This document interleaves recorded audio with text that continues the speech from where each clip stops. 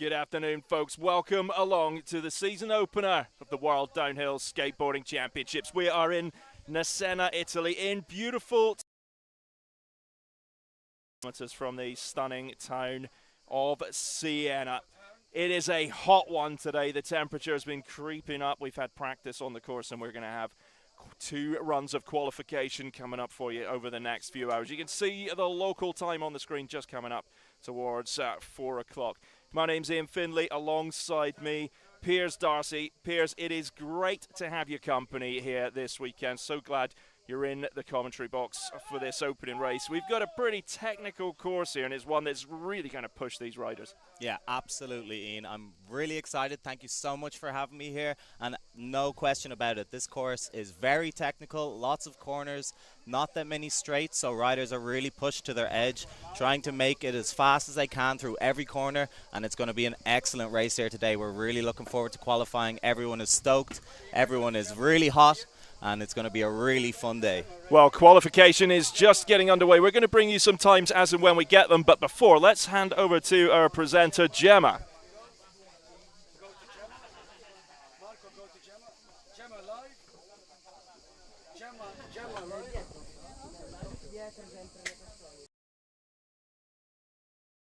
Hoping you can hear me. I'm not sure if you can. But welcome to the season opener for the World Downhill Skateboarding Championships 2023 here in the beautiful Tuscan hills of Nusenna, Italy.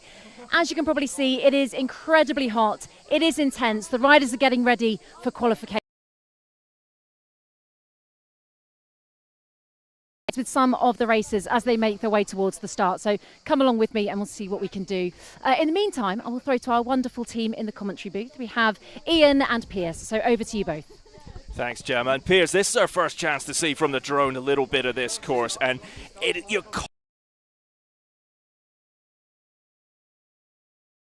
Great. You're always turning and you're having expectation towards your next turn. Always thinking ahead, maybe 3 bends ahead. So it's really intense. It's hard to remember, a lot of blind corners, so you're really working for it all the time on this course. You got to, oh, and we got a faller down there right on the drone cam. Let's hope that rider is expected to see a rider go down. It's true. You are never safe in downhill skateboarding.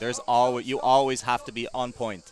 There is always an opportunity for you to fall. You have to be really, really confident all the time. And yeah, absolutely. All the time you need to be working your hardest. You can never. Drones. We've got 2 drones out on the course. There may be some gaps here. We've had 1 or 2 little gremlins in the system here that is stopping us just bring the full course. But we are working on that ahead of finals tomorrow. We're going to try and bring you as much of the course as we can, and myself and Piers will read out some times as and when we get them. Again, we'll do our best with that, but the most important thing is we've got some racing, and we're just going to enjoy the beautiful pictures, and Gemma's working away, getting ready to bring us another. We've just got a little bit of a wait, so it's a perfect opportunity to have a catch up with you, because I haven't seen you since Cappadocia in Turkey. You've been very busy, I hear. Yeah, it's an intense, but we're making it work. I mean, there's always a bit of room for improvement, but little by little we're getting there. And talking about room for improvement, I have been following your own personal journey. I know you've been doing a lot of interesting things in the wind tunnel recently. I'm not sure how much you can put that into practice here, but tell us a little bit about what you've been doing and how you might be able to utilize that today. So I've been training to perfect my straight line speed, and the idea basically is to do the speed record, which is 146 kilometers an hour. And here we're not reaching anything over maybe 75 because it's more of a technical course with a lot of corners. But the idea is to be able to put it in practice anywhere, essentially. Anywhere where you can get into your speed position, you can perfect it and make it a little bit tighter, a little bit straighter. So there's always those little details that end up making a big difference. And let's talk a little bit about speed position, because I'm sure there is an optimum way to position yourself, which is of course what you've been experimenting with. But I have spoken to some of the other racers and they sort of say, you know, as long as you're comfortable, the most comfortable you can be is the most efficient you can be. What's your take on that? I would say that's true to a certain degree, because when you're comfortable, you've maximized this position perhaps because it's what you're used to. But in reality, you can become comfortable in a position that is more efficient. So at the end of the day, I would say right now is not the time to try anything new. But through the winter, and so since Cappadocia last time we saw each other, there's been a lot of work going on behind the scenes, and this is when you can make something that previously might not have been comfortable into something that's deeply ingrained. So yeah. And have you been competing at all since Cappadocia? I think I won this one. I had one in who's competing here as well. And then I had a last one in. See, we have lots going on. I think we do have an ambulance making their way through, so we'll just allow that to happen. But we will continue talking anyway, Diego, if that's all right with you. Although, a bit of Atmos for you. Yes, so a little bit of competition for you. It is an intense live. There's a lot going on. Yes, so a lot of competition that you've been taking part in. But I believe you were a little bit of a dark horse last year. When I was asking a lot of people who was their money on, they were saying they were watching out for you, but they weren't sure if you could deliver. Now the target's on your back. It's been such a weird change for me because I'm going to ask you to come with me, sorry. I was used to being the underdog last year because we had the COVID period without championships. And then suddenly I found out that I had the potential to win these races and to win the championship eventually. Whereas now, as you say, people think that I'm the favorite.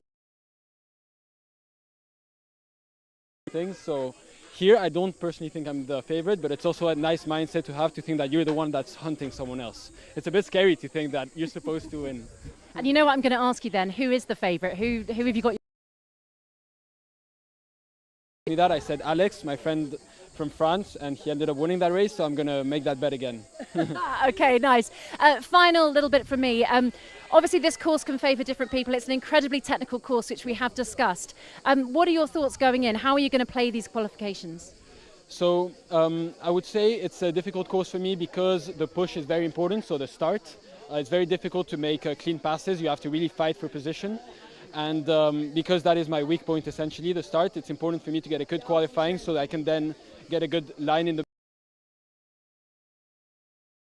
Have to make some good passes. It's going to be very interesting for the. Every pass you have to fight for it. Like in Cappadocia last year in the finals, where I was with Gregoire switching places, this is what's happening every run. So I'm excited to see what's going to happen. There's no easy way here. Absolutely, and hairpin bends we've seen, so it's going to be tough. We're talking about overtakes, but there are not a lot of opportunities for that to happen. So high risk, high reward situations. Yeah, only. There's only high risk, high reward, and you have to make space, basically. You have to fight with people. There's no straight lines where you can just take someone's draft and pass. Here it's inside of a corner.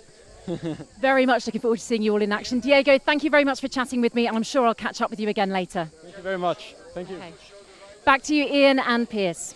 Well, great to hear from Diego Poncelet there. Unfortunately, we've had a rider crash pretty hard, one of the early starters there. Ambulance is on its way down the hill. So whilst there's a slight delay in proceedings, we're going to throw back to the 2022 season review.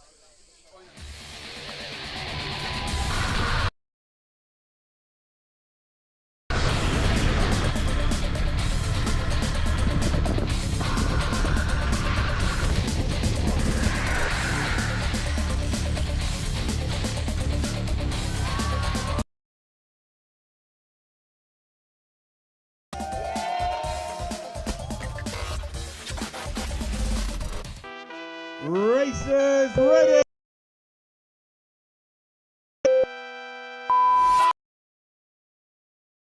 Hill skateboarding and street luge are considered the ultimate challenge. Highly talented, fearless competitors hurtling down unforgivingly steep, hair-raisingly tight and twisting circuits at breakneck speeds on state-of-the-art, highly technical skateboards. Welcome to the world.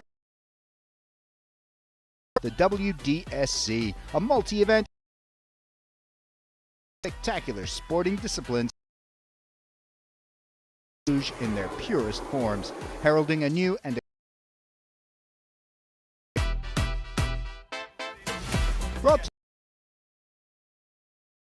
UK-based race marketing and management to take downhill street sports to the next level. I think this sport has not been pushed in that sense enough. I think it's quite spectacular and a lot of people could get into it if there was a proper structure behind it, which as athletes we've been lacking, which has made it also difficult for us. This organization come through and help us out with the races, help us out with coverage. Having these types of interviews which we wouldn't have had before also helps us as professionals to push it to another level, basically. I mean, this is the inaugural year of WDSC, and I think every event we've been to has been like up on a level, and they've definitely met the standard and gone one level up every single event. So it's good to see, and hopefully only upwards from here. The inaugural series in 2022 consisted of 3 European races. Italy with the Thermal Speed Tempo International Race, where an impressive international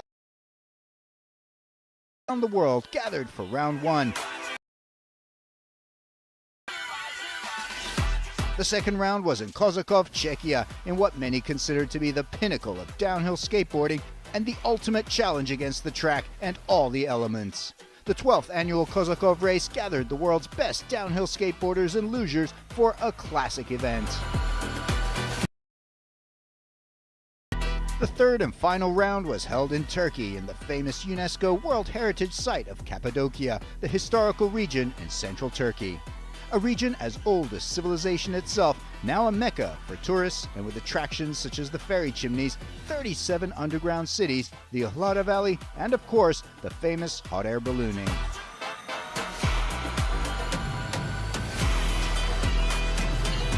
In this program, we of WDSC.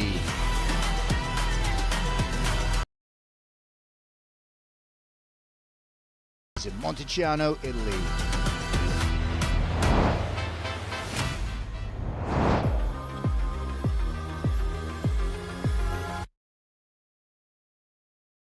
Arguably the most demanding and breathtaking discipline in the WDSC, requiring technical skill, intense focus, and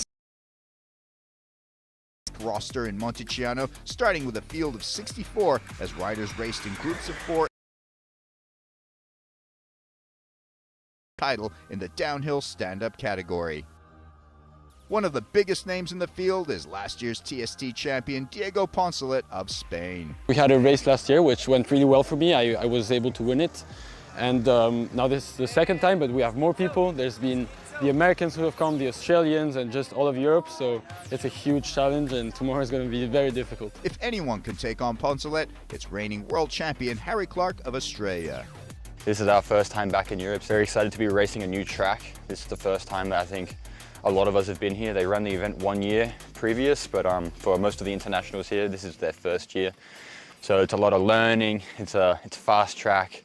The pavement is not perfect, so there's a lot to think about. You're getting a lot of response out of your board. There was a raft of great names, including French riders Yanis Markarian and Adrian Painel, Americans Chase Hiller, Owen Fox, and Adam Westphal, Australians Scott Mano and Shannon Tully, and Swiss riders Fabio Minig and Gregoire Schwab.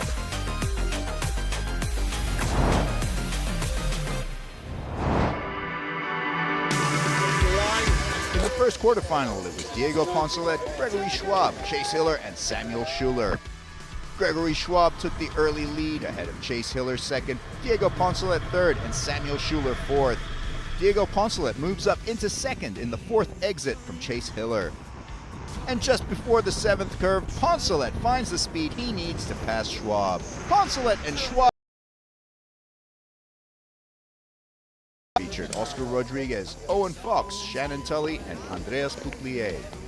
Owen Fox loses control and takes a big fall before the 3rd turn. The final chicane, and Oscar Rodriguez takes the quarterfinal heat ahead of Shannon Tully second. The 3rd quarterfinal heat, Yanis Markarian, Romain Soloso, Adam Westphal, and Alexander. Romain Soloso loses control. He takes a huge fall. Yanis Markarian passes Westphal before the 7th curve. Sugan into second, but Markarian and Suganakis claim the lead at the last second. Westphal wins, Markarian second. Fourth and final quarterfinal with Patrick Switzer, Harry Clark, Adrian Paynell, and Scott Mano. Great start from the Australian. Harry Paynell second, Switzer third, and Mano fourth. Scott Mano passes Switzer on the inside. Fends off the Paynell challenge and holds firm for a quarterfinal win and a place in the semis alongside Paynell. The quarterfinals over, 8 riders left: Diego Poncelet, Gregory Schwab, Oscar Rodriguez, Shannon Tully, Adam Westphal, Yanis Markarian, Harry Clark, and Adrian Paynell. The first semi-final heat. In Heat 1, it's Gregory Schwab. Race is on. Tully leads. Behind him, it's Oscar Rodriguez in second, and then Diego Poncelet in third after the first curve. Champion Diego Poncelet, who overhauls.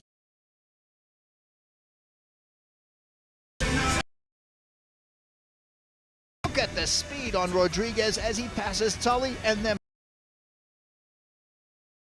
Tully drops. Poncelet does it. He passes Rodriguez. Masterful ride from Harry Clark, still in the lead. But before the 7th curve, Yanis Markarian finds a way past the Australian. Markarian is the second semi-final heat leader. Magnificent performance from the Frenchman as Yanis Markarian takes the heat win ahead of Harry Clark, both of whom move up into the finals, leaving behind Adrian Paynell and Adam Westphal.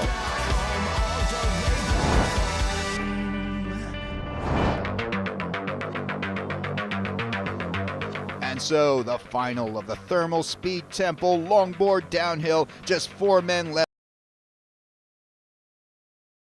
Oscar Rodriguez and Yanis Markarian as they enter the final race to see who will be the king of the hill in Monticiano.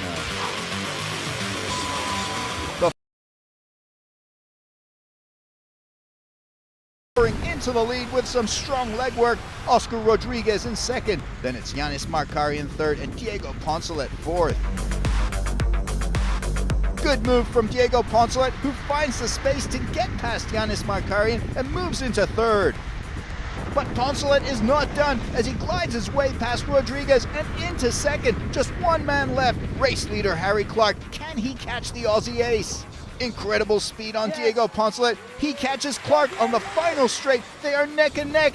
And he does it. Poncelet in the final seconds takes the TST title. What a win.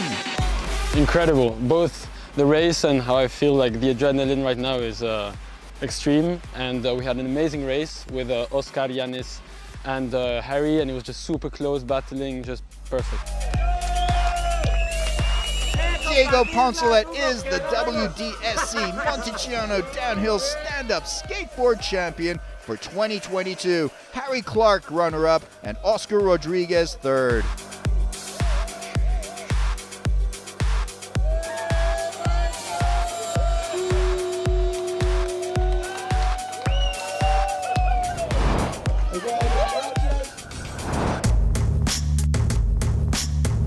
Round 2 was in Kozakov, Czechia, a veritable skating magnet which has hosted the world's best downhill skateboarders.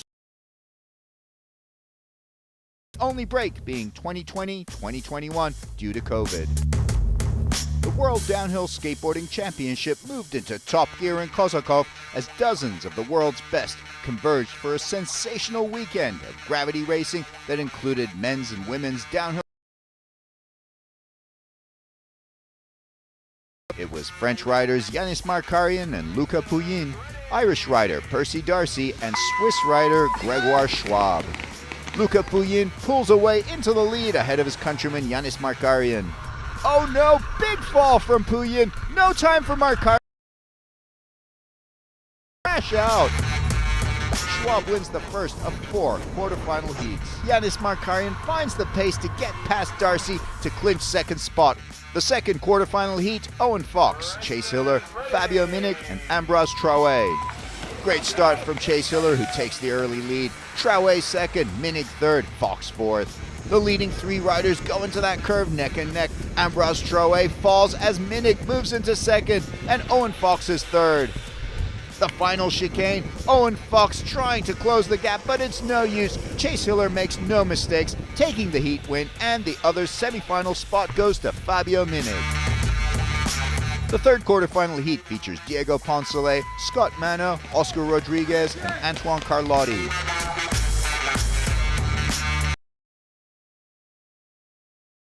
Poncelet and Carlotti to move into second. Great stuff from the Australian Mano, and he has contact with Mano. Scott Mano falls. Poncelet and Carlotti finish the heat in first and second. Rodriguez. The last heat of the quarters with Alex Demel, Thibaut Maman, Marc Rovellada, and Harry Clark. On the first corner, Alex Demel gets past Thibaut Maman to move into third. Just before the second corner, Marc Rovellada passes Harry Clark to champ. The final corner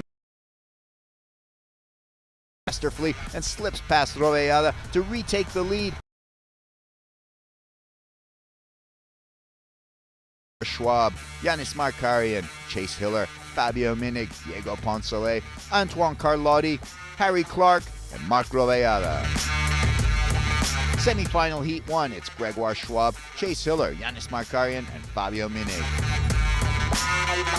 The first heat is on as Markarian and Hiller lead the pack. Hiller makes a move on the first curve to slip past Markarian and take the heat lead into the straightaway, and Markarian has the speed to move past Chase Hiller. Yanis Markarian takes charge of the first semi-final heat.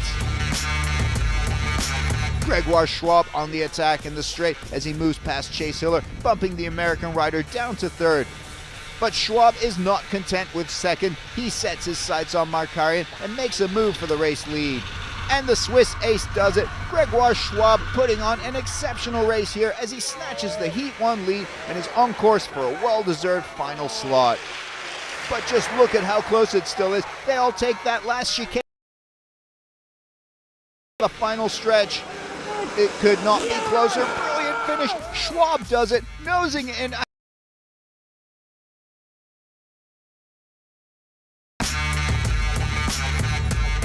The second semi-final heat will be Diego Poncelet, Harry Clark, Antoine Carlotti, and Marc Rovellada. Place with some strong leg action, Carlotti in second.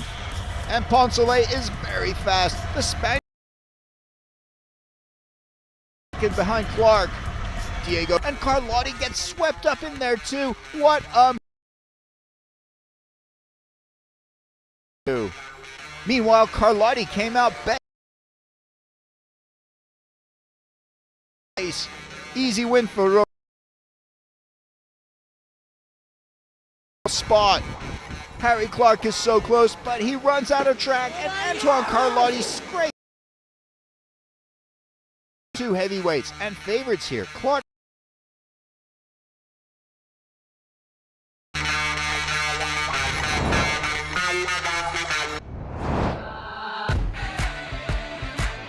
And then there were four. The open stand-up skate final will determine who will be King of Kozakov. Gregoire Schwab, Yanis Markarian, Antoine Carlotti, or Marc Rovellada.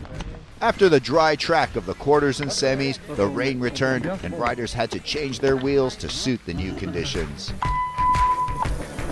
Yanis Markarian makes an excellent start with some strong legwork as he pushes into the lead. Gregoire Schwab on the attack as he moves into third and gives chase to the French race leaders. But Gregoire Schwab is on the attack. He catches the French riders, finds a little gap, and he does it. Schwab slips through the French and takes the lead in a sensational move by the Swiss rider. Marc Rovellada takes a fall in the wet road conditions. He manages to get back up and into the race, but he's too far back, and there's only three contenders for the title now. Schwab approaches the trickiest corner of the track. Markarian and Carlotti in pursuit. All three riders managing to get through that turn unscathed. Markarian loses pace as Schwab runs off into the distance, and to his left, Markarian watches Carlotti overhaul him as Carlotti moves into second position. Very smooth from all three lead riders, but neither Frenchman is able to get past Gregoire Schwab. The Swissman is on track for a sensational win. And there it is, the happy reward to a great race. Gregoire Schwab is the king of Kozakov. The final results, the champion of round 2, the conqueror of Kozakov, Gregoire Schwab of Switzerland. Runner-up, Yanis Markarian of France. Antoine Carlotti takes the third step for the podium, and Marc Rovellada is fourth.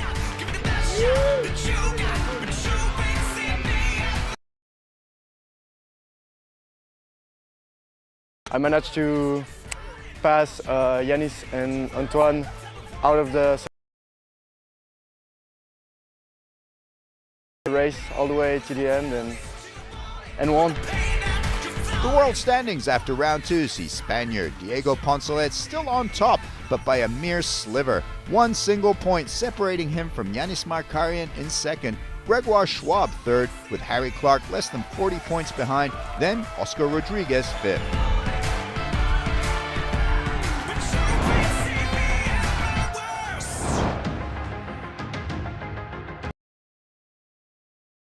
Downhill skateboarders on the planet descended on Turkey for round 3 of the World Downhill Skateboarding Championship and the famous UNESCO World Heritage Site of Cappadocia, the historical region in central Turkey.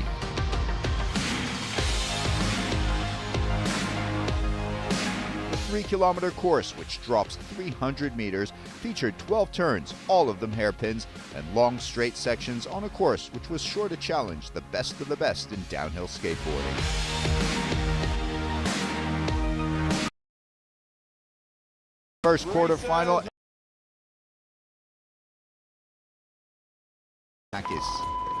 Here we go. Harry Clark from Australia storms away to take the early lead from the start line. Carnage in corner 3. First it's Clark who hits the hay, followed by Hiller and Fox. It's a race to grab the boards and get moving again. After the mess, it's Suganakis who avoids the drama and rides off in the lead. More trouble, this time in turn 7 as Clark hits the hay bales again, and Owen Fox clatters into him at high speed. Clark has hurt his back and won't continue with the race. Down at the finish line, Suganakis takes it and bags a place in the semifinals. And it's Chase Hiller who crosses the line and second to get a semifinal spot. Quarterfinal 2 is lined up and ready to go. We've got Oscar Rodriguez, Yanis Markarian, Wing Sun Thomas Ang in this one. Rodriguez with lightning quick reactions, and he flies away to take the lead out of the start. But before we reach turn 1, Markarian finds a burst of speed and passes Rodriguez to get into first. It was a clean run in the end for Rodriguez and Markarian, and they moved easily into the semifinals. No dramas in this one. We're on to quarterfinal heat 3, and in this one we've got Gregoire Schwab, Olav Oye from Norway, Cole Trotta from the USA, and Halil Hamouri, also from the USA. The heat is on, and Gregoire blasts away and gets a clean run out of the start to grab the early lead. On to turn 9, Hamouri in trouble. He struggles in the turn and clatters into the hay bales. Thankfully, he's okay and gets moving again and is able to finish the heat in third. In the end, it's first place to Schwab and second to Trotta. They move on to the semifinals. Time for the last of the quarterfinals, and we've got Diego Poncelet, Fabio Minig, Václav Svansara, and Antoine Carlotti. Here we go. Who's going to charge toward the semifinals and whose day will be done? Carlotti gets away well. Diego Poncelet finds some speed on the straight and moves up to second before the riders reach turn 1. In turn 1, Poncelet executes a smooth pass on Carlotti to move into first. Oh, and then Carlotti loses control and he's into the hay bales. What a mess. Svansara survives it and he charges away in first. Can he keep it all together and put down a smooth run to get into the semifinals? Carlotti still has no board, and Poncelet and Minig decide to restart. At the end of the dramatic quarterfinals, Svansara takes it with Poncelet in second. They move on to race in the second semifinal.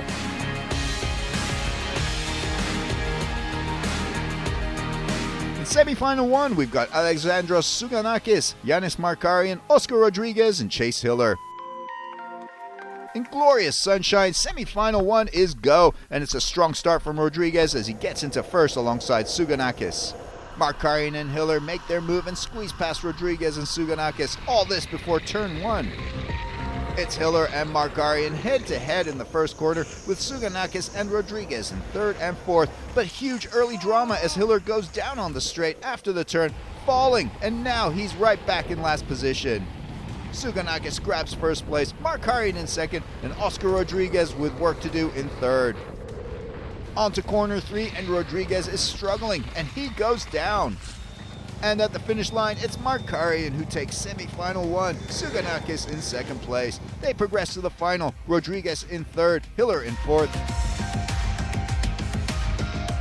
The lineup for semi-final 2 sees Gregoire Schwab, Václav Svansara, Diego Poncelet, and Cole Trotta, who are all ready to battle it out for the 2 spots in the final. Here we go, semi-final 2 is underway. A tidy start from Schwab. He gets away quickly and grabs first place early on in the race. Cole Trotta in second. Onto the straight after turn 1, and Svansara makes the pass on Poncelet to get up into third position. There's contact in the middle of the pack between Svansara and Trotta. They've lost their boards and their positions. After that drama, Schwab and Poncelet have a clear run towards the final. At the finish line, it's Schwab who takes it with Poncelet in second. They progress into the final. Trotta finishes in third.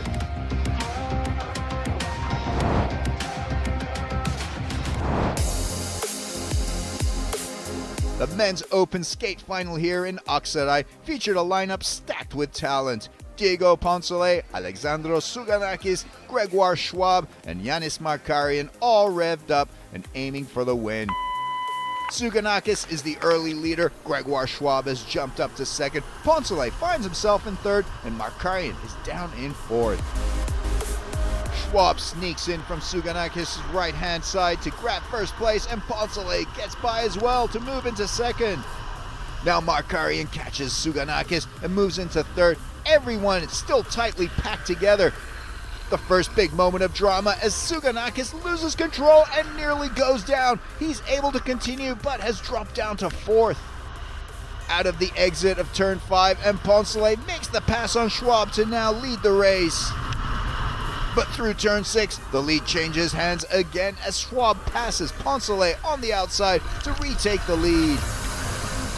But we're getting to the business end of the race now and into turn 7, and Poncelet is not letting up in his pursuit of first, and he's got the speed on the exit of the turn and retakes top spot from Schwab.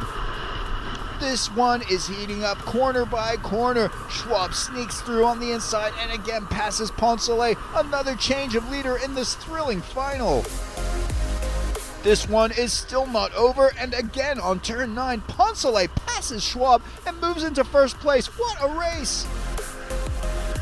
Still on turn 9, and Markarian goes down. 3 become 2, and it's now a head-to-head between Schwab and Poncelet. On the 10th corner, one of the toughest on the track, and Schwab falls whilst trying to pass Poncelet. What a huge shame for Schwab. And there it is. Poncelet takes it. He wins the WDSC Cappadocia and is the new world champion. What a win for Diego Poncelet, his second of the season, a stunning performance in a final full of dramatic overtakes, a few spills, and thrilling shoulder-to-shoulder racing.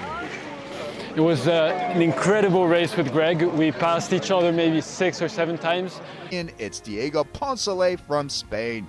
A hard-fought second place goes to Gregoire Schwab from Switzerland in a final that he was oh so close to taking. Rounding off the podium in third is Yanis Markarian from France. Fourth goes to Alexandros Tsuganakis, also from France.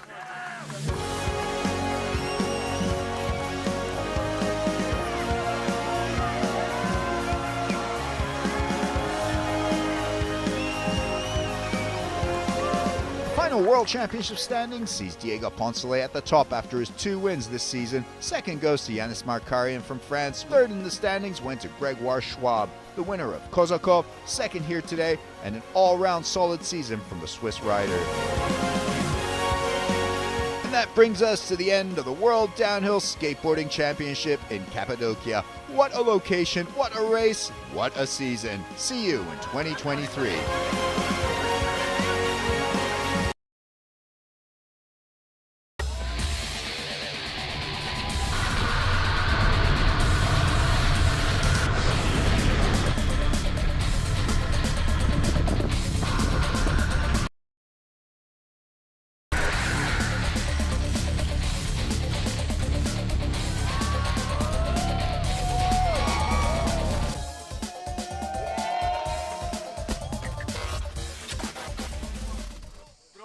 Welcome back, folks. Qualification just getting back underway here. We had a crash. Lucas Mancini from Switzerland. Haven't got an update on his condition yet. Of course, we wish him well. Understand he's on his way to the hospital to get checked out. But as the action gets underway, we are going to throw back to Gemma, who's going to give us a quick interview in the start area. Yes, indeed. Thank you very much indeed, Ian. So there's lots of new faces here at the event, but there's also a lot of familiar faces, one being Antoine. I saw you in Cappadocia last year. I believe that was a slightly disappointing event for you. Tell us a little bit more about that. Give us a recap. Yeah, definitely. Cappadocia was definitely a different race. The pavement was very complicated to skate. Personally, it wasn't a lucky race. Like, I didn't get my wheels in time, so I had only one set to skate. My qualification run didn't work out, so I was qualified last. I broke my board, so I had to skate with like a broken board, and that would like move in the corners. And then I had a crash in the first round. So what I'm getting from this is this event is about redemption. It's about putting you back where you want to be, performing how you know you can. And I believe you had an issue with your knee, but things are better going into this event? Yeah, basically I had a bone problem.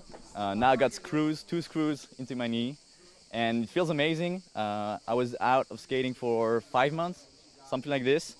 But now I'm finally back. I had the opportunity a month ago to get back to it for the French Championship. And I got second, and that was amazing for me because after such a long time without skating, I was worried about how things would go. But it turned out super well, so I'm very excited. And now we're at the World Championship, so let's see what happens. We never skated a road like this.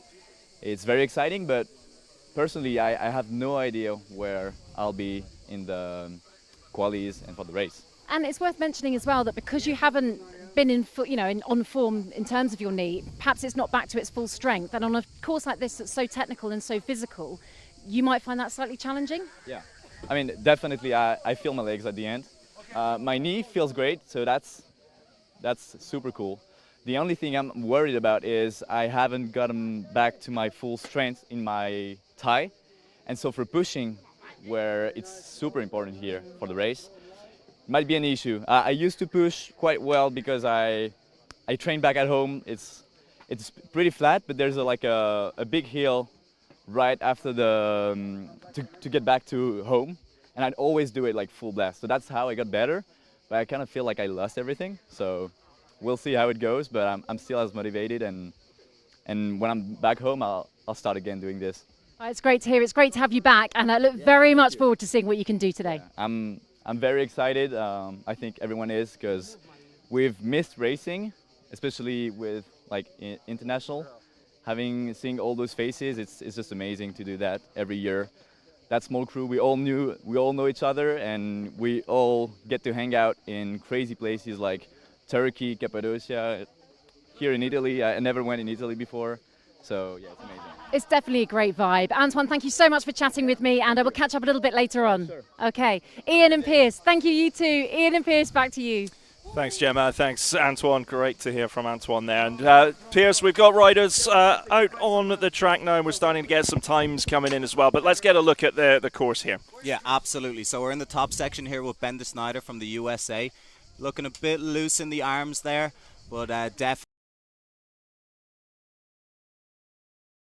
And he's looking really good to start off here today. And this is the first of 2 qualification runs. What would your approach be here? Would it be to put a safety run down or go for it hard on both runs? Yeah, you know what, for me, like personally in my life, I'd always go as hard as I could in both runs. You know, that first one, you can get it in, you can bag it, and you can be happy with that and sit on that for the rest of the day. If it doesn't feel like it's the one, you have a second opportunity, but 100% in every quali run is the way to go for me. We're seeing a rider out on the start section here. This is probably the more open part of the course where the speed sort of builds up, and we can see a nice line through that turn. But at the bottom of the course, it gets really tight. We've got 3, 4 really tricky hairpins to negotiate. Yeah, absolutely. Super technical, long slides. The pavement is really slippy today with the heat, so the riders are really pushed to their limits to make sure that they can maximize every second on this course. So we're going to be bringing you a lot of drone coverage. Not quite got the full course covered. I do apologise for that, but we are working on that ahead of finals tomorrow. A lot of racing to come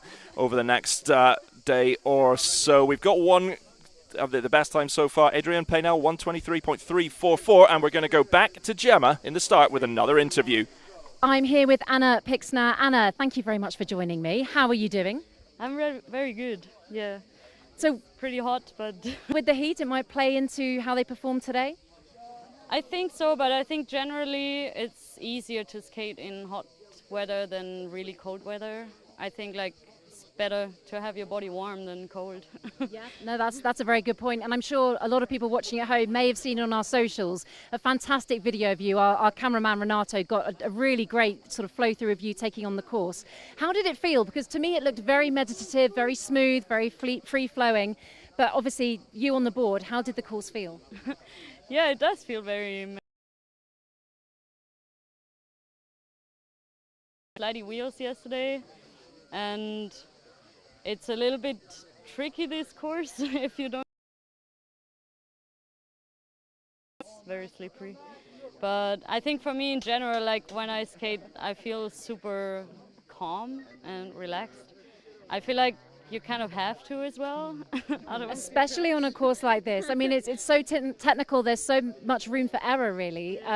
That's great. Like, you don't really have time to think about anything. Like once you push off, you're just like focused on making it through the corners well. So yeah, I think that's the meditative aspect of it, that you just like fully in your zone for a moment. Amazing. And there's a lot of talk of winning the push being quite crucial in terms of, you know, getting you to where you want to be, because there's so little room for overtaking. How do you feel? How confident are you that you can do that? Yeah, it's true. Here's not much room to overtake.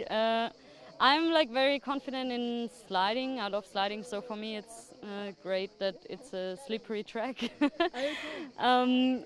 But I do think that the push is very important. I'm, a little annoyed at the moment because I have a problem with my leg. Like I have an inflamed Achilles. So pushing is like the most painful thing for me. Is that something you picked up out here? No, just last week, I think. Was kind of unlucky before the first big comp, but it can happen in these kind of sports. So I suppose preservation as well. You don't want to just go all out. You have to protect yourself, especially for tomorrow. Yeah, I wasn't doing many practice runs. Just trying to keep my leg up. Stay intact. Look, Anna, it's been great to catch up with you, and I can't wait to catch up with you again a little bit later on. But for now, good luck and enjoy it. Nice to meet you. Thank you very much. Thank you. Okay, back to the studio. Well, thanks, Gemma, and the studio is absolutely beautiful here. And one of the things that Anna was talking about, Piers, was the heat, and she was talking about it being really slidey. We're up around about 37 degrees here, and it is baking, it is toasty. But maybe for the people that are watching that are maybe new to this sport, what is that going to do to the boards and the wheels? Yeah, so really what's happening there is when these wheels heat up, they really lose a lot of traction. So you'll notice the people here doing really large slides, normally larger slides than they would need to considering the speed that they're actually going, but it makes an enormous difference to the traction on the hill. So another rider underway. The best on the open stand-up, Adrian Paynell, 123.344, time into a thousandth of a second. Suganakis with the second fastest open stand-up time, 123.816. Pretty tight between those two already, and that is suggesting we could have some stunning racing tomorrow. Yeah, absolutely. Here already on the first run, you can see how tight it is at the top here. We've only had a handful of riders, and we're already within a second of one another. Adrian Paynell and Alex Sukanakis, both two wonderful French riders here. Alex has recently just won the French championship, so he's going to be one to watch this weekend. So just having one or two drone issues at the moment. Those are the two key times so far. Thomas with 127.852. For you. Great to see our Peruvian. Love you guys. Happy to see us here. Great to have some South Americans back in Europe. Yeah, it's a truly skateboarding championships in the heat of Tuscany. Absolutely beautiful. Italy, home to 3.8 million people, the birthplace of the Italian Renaissance. Known for its landscapes, history, and artistic legacy, it is a truly special place to hang out and get very sweaty in, which is certainly what's happening here. We're right by the start line for you. Unfortunately, we haven't quite got the drone coverage yet, but we can hopefully go back on the drone now, following the next rider down the course here. So here we are dropping into this top section. This is an element where you really want to stay tight, keep those hands behind your back, maximize all the speed you can gain in the top while you're going into the middle section of the hill here. Yeah, so that top section, it's really, really flows nicely, and got to find that aerodynamic position as you were talking about. But on the bottom half of the course, tomorrow, looking ahead to finals, the tactics at play there, that is where, if you're going to try and make a pass, surely it's going to happen on the bottom part of the course. Yeah, absolutely. And another thing about this course is that when you do get in front, you have a great opportunity to lead and block, which can be a very advantageous position on this hill. So definitely the pushing is going to be a big factor in tomorrow's racing. One rider that may be struggling with the pushing, Anna Pixner from Austria, is about to get underway. She's in the start there, but carrying a little niggle. Let's see. She just gives, I'd say, a fairly gentle push off there, just getting herself moving, and hopefully we can pick her up on the drone. There we go. Yeah, absolutely. She's better off saving herself for the racing tomorrow. Qualification is important, but it's not going to give you that. It's not going to be what's going to give you that podium at the end of the day here. So she's probably saving herself a bit for tomorrow's racing. Yeah, that's the smart thing. You can't win the race at qualifying, but if things go wrong, you can certainly be out of the race if it goes horribly wrong. 2 runs, as we were saying, as we talked about a little bit earlier, and it's all about getting that good qualification position for that first round, for the open stand-up. We got a round of 64, so if you can get that top qualifying position, get into that red bracket for the fastest qualifiers, you've just got that easier route into the next round, the round of 32, then to quarterfinal, semis, and hopefully the big final if you get that far along. Absolutely, absolutely, Ian. And we have Andrea Moreni here, the Italian local, the Italian legend, some would say. Schizo on the line, ready to push in. He's looking forward to having a great weekend on the track. With a strong push off the line there, we're going to see how he does in this top section here. Getting into his tuck, a nice aerodynamic position there. Trying to keep as much speed and flow as possible through the top section. Arms a bit out there, but not to worry. He's still sending it down the track. And that is, unfortunately, as far as the drone goes. But it's great to see that top section there. And I think you were right to call. He looked a little bit loose. Next rider getting ready in the start gate. Still Adrian Painel with the quickest of the open stand-up times so far. You can see that on screen. You'll also see there's gravity bikes and inline times on there. They did their qualification a little bit earlier, but we're just going to pick out the longboard times for the open stand-up times. I'm going to get the WDSC terminology live. Live? I can see it's live on the screen. Get that right for you over the next couple of days. It's the stand-up and luge categories that we are going to be focusing on today. Absolutely, and we have another great Peruvian rider on the line here. Again, very happy to see some South Americans back in Europe, and we look forward to encouraging more to come out and join us now over the coming years. We've been missing you guys for a long time now in the past few years, so it'd be great to have you back riding with us here. Yeah, I appreciate everyone flying in from all over the world, different parts of Europe. International field, as I was saying, great to have some of the out-and-out best in the world in this sport in competition at the World Downhill Skateboard Championship season opener. 100%. And we have Janos Szabos from Hungary dropping in here now, one of our master riders who will be competing in the masters category later on. So he is looking forward to having another great weekend here. He's had some luck over the past few years, so we will see how he performs in the Masters category. Yeah, but I think we're going to be putting together just a Masters final tomorrow. May happen. We'll confirm all that. We've got to be flexible. Coming at you a little bit later than planned, but that's all good. It's great to have the racing underway. Another strong push here. The rider settles onto the board. Great to see. Great work from the drone pilot there to get super up close. Yeah, very talented drone pilot here with us today, and we're hoping to get better coverage of the rest of the hill with our second drone pilot shortly. So now we have our next rider on the line, an Italian local, a young gun, hungry to win something on his home turf. Let's see how he gets on here, warming up now.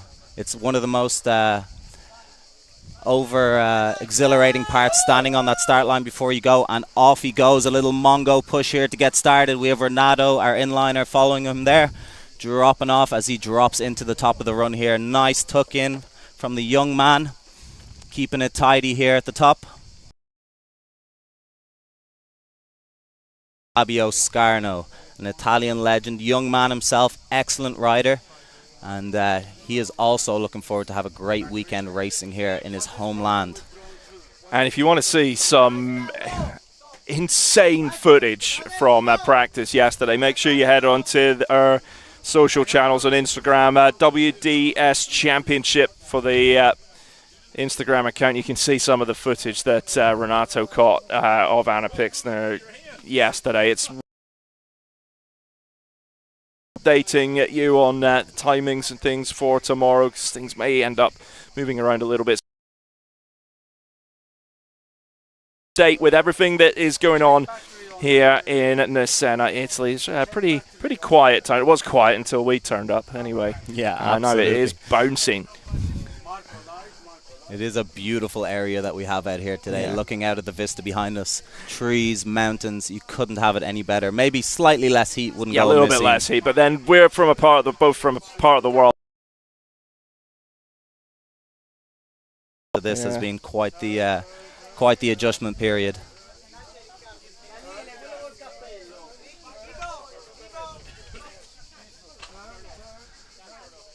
Well, it looks like might be on just another little delay here. There is some of the beautiful scenery that we Piers and myself have been talking about there. The traditional Tuscan landscape is a privilege to be racing in this part of the world. Not quite had a chance to go and explore too much yet, but we're certainly enjoying the hospitality that our friends in Italy have provided for us here, and appreciate all the efforts from everyone that's helped to put this event on. It's not easy running an event, but if it all gets a little stressful, just turn around and look at the view.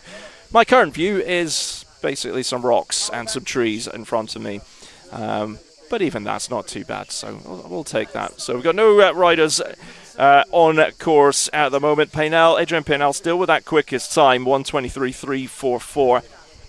Suganakis with 1:23.816. If you're writing this down at home, the Italian rider Aldinucci, 1:24.786. So good to see one of the more local riders up there. And Andrea Moreni with a 1:25.577. Yeah, it's great to see some Italian riders up there at the top already. Marcus Aldinucci, probably the most local to this hill here in the area. Also, his whole family involved in organising this event here today, so we love to see him already up there with a great time on the board. Really tight with the rest of the field here already. A rider from Peru, Luis Rabanal, with a 1:27.772 as well. And working my way down through the list, try and pick out Garrett Bellonger, 1:28.724. Ben de Snyder, 1:28.336. Nice to have some riders from the United States out here as well, joining us here in Europe for the first World Cup of the year. Everyone's extremely excited. Everyone's back together, the whole family back together, happy to see one another again. It's really great vibes out here in Italy. So we do have another rider on the start, Giulia Potazin, I think from Italy, getting underway, but didn't quite catch her. She's off. Drone's missed her. So that's the scene in the start. The drone back on Botazin. Again, see her just standing quite tall in a couple of the turns there, and we're moving again with continuing with the stand-up category here. Absolutely, we have Tommaso here on the start line, another Italian rider. Great to see such a strong field coming out of Italy. Local people at local events, it's what we love to see. Tommaso pushing in here. Bit of an easy push on him there, probably taking a bit easy as well today, keeping himself safe for tomorrow. You got there in the end, well done. Yeah, absolutely, pushing through here, just like Tommaso, pushing himself down the hill here. The drone with the excellent footage following from behind there. Love to see that. So the Italian underway. We're looking for more riders here. Looks like Mr. Carlotti is about to get underway. Carlotti, a young and very talented rider from Paris, France. And we are very happy to see him and what he can do this weekend on the track here at Nusenna.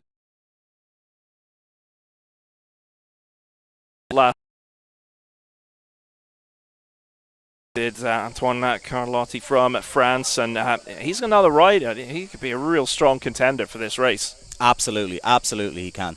And he proved it to everyone there at Kozakov last year. Everyone was delighted to see him earn his first World Cup podium. He's been a young guy who's been at this for a very long time, helping grow the scene in Paris. An extraordinarily talented skateboarder all across the board on the racetrack, free riding down the hills.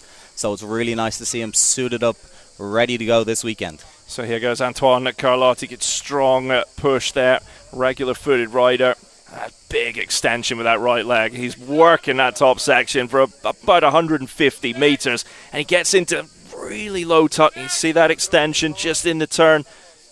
Yeah, he is flowing nicely on that top section. We're going to keep an eye on the times here. Obviously, unfortunately, we can't see his whole run, but once he crosses the line in less than a minute and 10 seconds, we'll bring you his time. So we have Micah Green on the start line. Big dog back on the racetrack after a little break. Have him back, Venom on the chest, and we love to see Micah back out in Europe for a great race. We're going to see a strong push from him here, little short rabbit steps before he steps into his bigger pushes. And we're back actually down the lower part of the track now with Carlotti putting in a hard lap here. You can see him making it through these couple hairpins towards the lower section of the track, coming into this big right-hand corner. It's a long slide, pretty flat exit there, so difficult to keep your speed out. He did a great job on the exit line there, and we can see this is going to be a good time from Antoine Carlotti. The full width of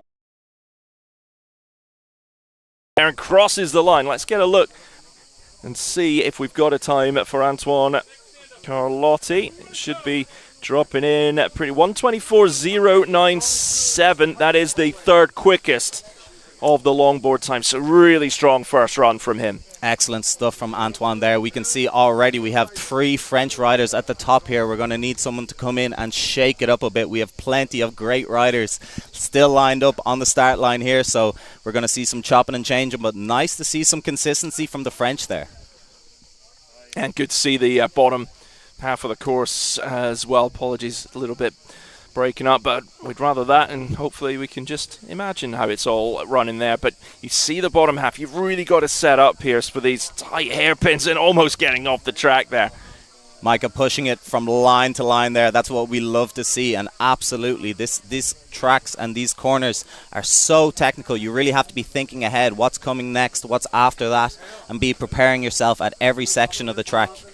It is hard work out here, very tiring with so many corners as well, which is definitely something that riders will factor into their choices when it comes to race day. And Micah Green in with a 1:25.987, so not quite up there with the best that we've had so far today, but still a really strong performance there from Micah.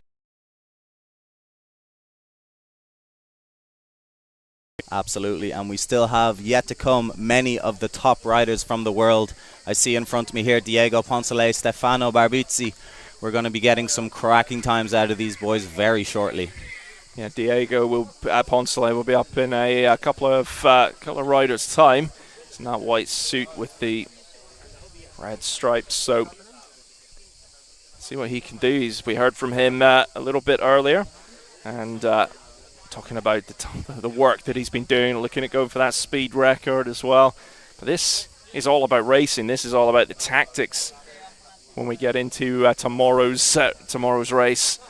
And the rider crossing that finish line, did move the finish line up just a little bit yesterday, just to try and help improve the safety. It's tough out there. It's a long track, and it means that it's really pushing the riders to the absolute limit. And you add the heat in as well, and it's tough. It's not easy for everybody out there.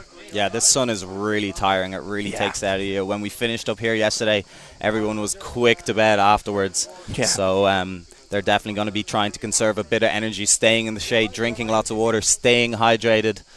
So important today. So we're going to go back to Gemma in the start, who has another interview for us. Take it away, Gemma. I do indeed. I'm joined by Arno. Thank you very much for having a quick chat. So first of all, I think the last time we saw you was a while back last year. Just tell us a little bit about that. Yes, it was a Kozakov challenge in Czech Republic, and I really love the track there. I really love the track safety there, and it's an awesome after party always there, and that's why I'm here. Now, the interesting thing is this is actually your side sport, as you like to call it. You're actually into paragliding. So this is quite a tough course. You perhaps haven't had as much practice and training as a lot of the other racers. So how is it for you to kind of drop in on this? Yeah, it's pretty hard to get into it again, like not that hard, but like also skating with so many people here. It's like challenging on this road especially, and the road is like technical, and I have to really think about what is coming next, because it's, yeah, and one time I fell just because I forgot if I want to grip the corner or slide it, so you have to remind the track all the time, and yeah, but it's like a lot of fun, and you have to stay focused 100% of the time. Absolutely. What I am loving is that you actually have a handmade design on your helmet and your board. Talk us through this. This is your handiwork. Yeah, it's like my handiwork that I just finished quickly before the race or before the skate event. And yeah, I put a lot of money and time into that to build this, because this is like the safest helmet on the market, and I wanted to make it a little bit more aerodynamic, and I didn't change anything on the helmet. It's just like stuck into it, and I mounted it with only the screws here, so I can just remove it in like 15 seconds and just want to be a little bit faster. And perfect for interviews. If I tell you to take your helmet off, you can just remove it. And you were also saying how this breaks off if you're to fall. Because it's super soft here, and if I fall, it just breaks and bursts off, and so my head is more protected because of that, because it's not going to tangle somewhere up. And tell us a little bit about the board as well. Yeah, this board is like, I bought new trucks, and I wanted to have some like custom made that fits really my size, my tuck and everything. And so I made a press. First board was for my girlfriend actually, because she had troubles with the big sizes of the longboards that are on the market. And so I made her one, and I liked it actually, so I made myself also one for this. Amazing. And this is the first time you're going to be testing your board and your helmet? Exactly. The whole setup is like completely new. And how do you feel about that? Are you anxious, nervous, or just excited to see what you've worked so hard at doing in action? I'm just super excited. Yeah, amazing. So are we. I cannot wait to see. Thank you so much for chatting. Good luck out there. Thank you a lot. Back to you, Ian. Back to you, Piers. Thanks, Gemma and Piers. Now we're starting to see some of these times come in, and as we're saying, it's getting pretty tight. But we're seeing riders coming up to us, wanting to see their times. How far? Who have I got to beat? And I think Diego Poncelet is up in a couple of riders' times. He's already got his eyes on top spot. You can see that intensity there from him. But we got who have we got in the start here? We have Stefano Barbizzi, Italian's strongest racer here. He's been doing this a long time. Really looking forward to him. That is what's going to make you fast on here. If you take too much risk in these conditions, you might get lucky, but you might end up in big trouble. So flow, clean lines, absolutely key for me. But then I don't really know what I'm talking about. So. No, you're perfectly right, Ian. Consistency is very key. kind of you, Piers. Very kind of you, Piers. No, of course. Consistency is key. That is what I always say. You can push yourself to the absolute limit here. Just to the upper part of your limits, but make sure you stay on that board. We only have 2 qualifying runs here today, so it's so important. On the start line now. So not quite sure what the delay is, but Barbizzi is ready to go. But we understand there's a yellow flag on the course now, so we do understand why there's a little delay. So yellow flag on the course, which means we have to hold the riders in the start. Obviously, safety is our concern, so not got any update. Actually sure who it was that has gone down, because we didn't see it on camera, but we're under a yellow flag, and as soon as it is safe to send Mr. Barbizzi down, we will get things underway, and it looks like he's getting ready to go, Pierce. So let's watch his start. No, I like this. Yeah. I like this. This is what we love to see here. This is the Tiago Lessa special. This is one of the best pushes we have in Europe. A great rider, and off to a flying start here today. Nice into a tight tuck, very aerodynamic positions from the Italian man here. You can see him keeping his arms beautifully behind his back through this top section, not losing a second of speed.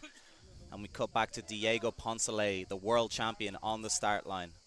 This is who we're here to see here today. This man is confident as a king and ready to throw it down. He took 2 wins at WDSC last season, winning final round in Cappadocia, winning the opening round in Monteciano, and he gets his 2023 season underway. Very relaxed start, but the power is there as well. Now he settles in to the top turn. You can already see the speed he's got. He is absolutely flying on this top section. No question. Fastest man on the planet right here. Looking forward to setting a world record in speed this year. We can cut back to Stefano here right at the end of the track into the last left corner. Great lines from him here. We're going to see what time he can put out. Oh, actually, I'm wrong there. That was actually the top left. We're going into the last righty here in the middle section of the hill. Stefano put... The pavement has some... It is so easy to go down, and as he's crossing the line here, I'm going to bring you the time for him as soon as it flashes up on a scoreboard. Poncelet is on course as well. We'll keep an eye on the times for him. Stefano Barbizzi, 1:25.221, right in the mix, which is exactly what we expected with his time. No question there. He'll be happy with that. A solid start, and he'll be frothing on the start line for a second run to try and improve upon that time. Another Italian pushing into the line here. And a strong start from him. So on the top section, settles into the tuck position. And again, you can see just there, the rider feeling that little wobble, little bobble there. But doing well to stay upright.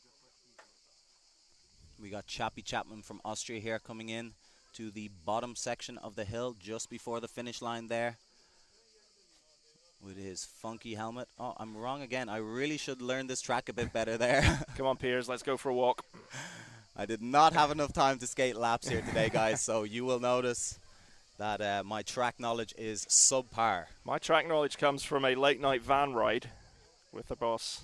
I'm not going to talk too much about that, but I can guarantee you we set the quickest time of anybody on that run. But we have had a walk down the course as well, getting a look at it. But until you see it and the riders on it, and we see it tomorrow with the riders 4-on-4, that is what we are waiting for. Then we'll see really see how it plays out. Now, folks, do you want a time?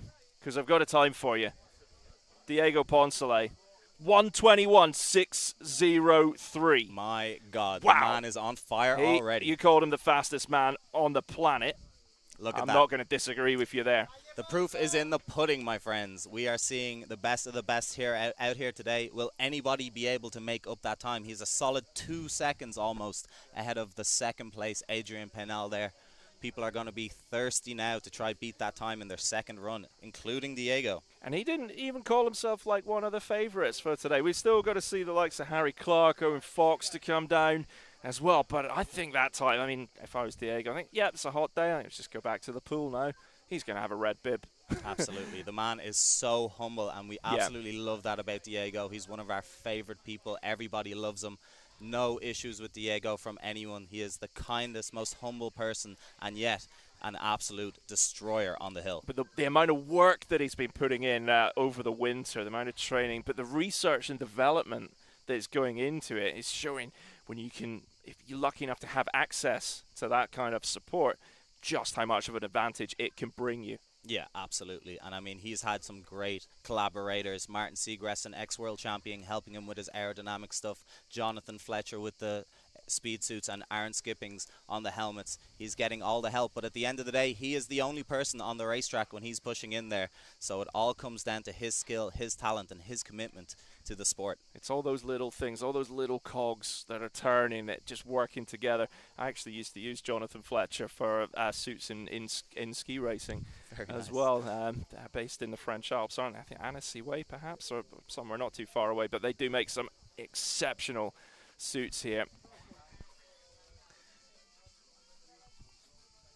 Apologies that just the picture is breaking up a little bit, but hopefully you're enjoying it wherever you are watching.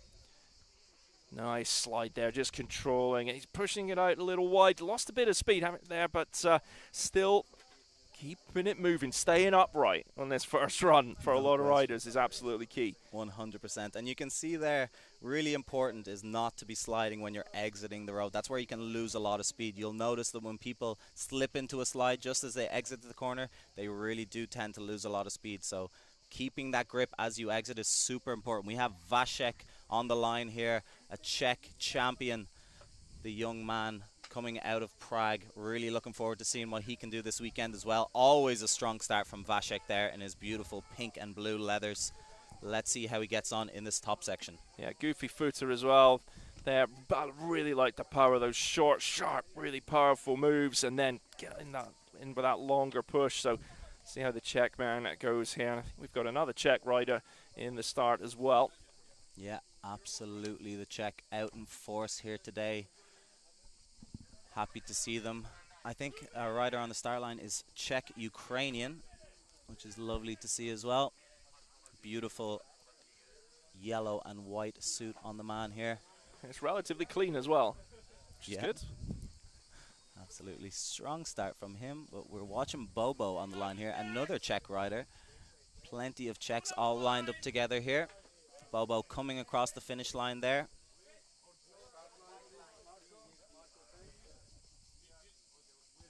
So nobody's got close to that time of Diego Poncelet of late, but it's the Italians that are impressive. We've got three Italians in with good times in the 124s, 120. A little bit before this event, perhaps, just getting some of that local knowledge and a few more riders in front of us in the commentary position. Been told to get a move on. You can see the views in the start here. Okay, so here we have Yanis Markarian, our second place from last year's World Championship on the start line out of Lyon, France. We're just following our Czech friend here down as he passes the middle section.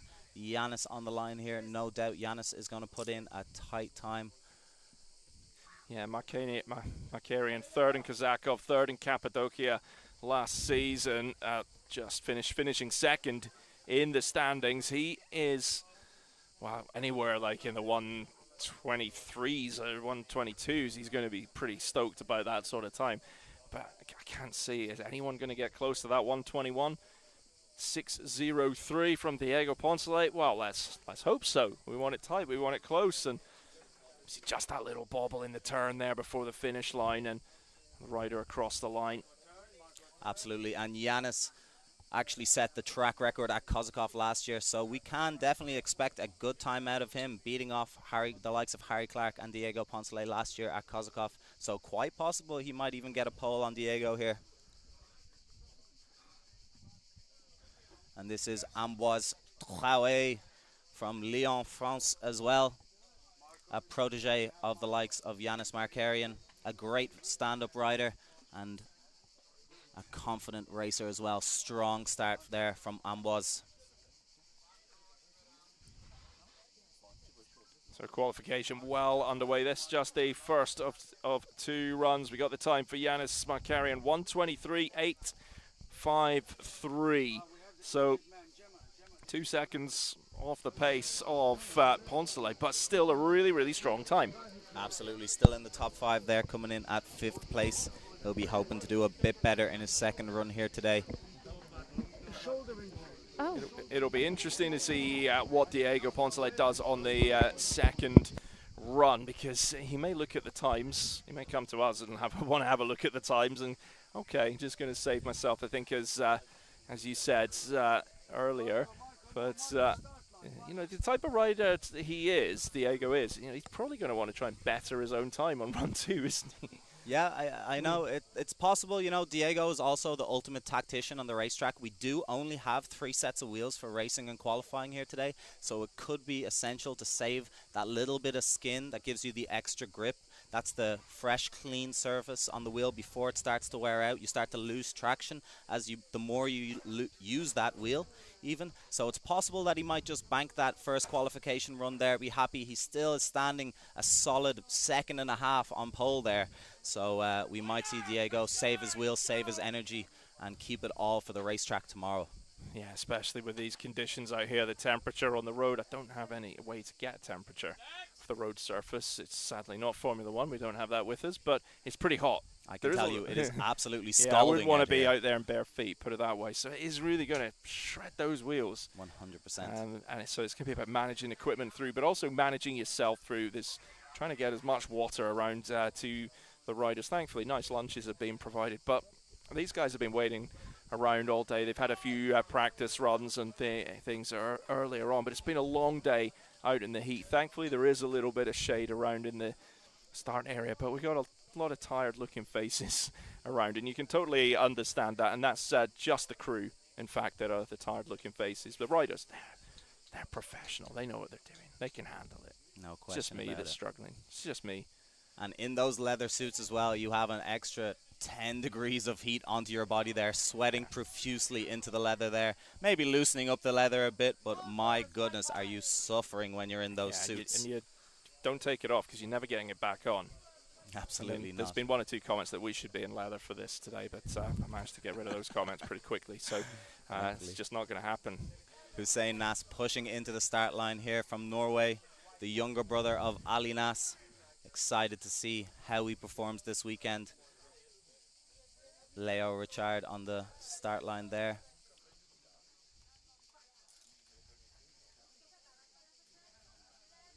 You can see this middle section of the track as you're coming down. Lots of nice turns, not much time for tucking.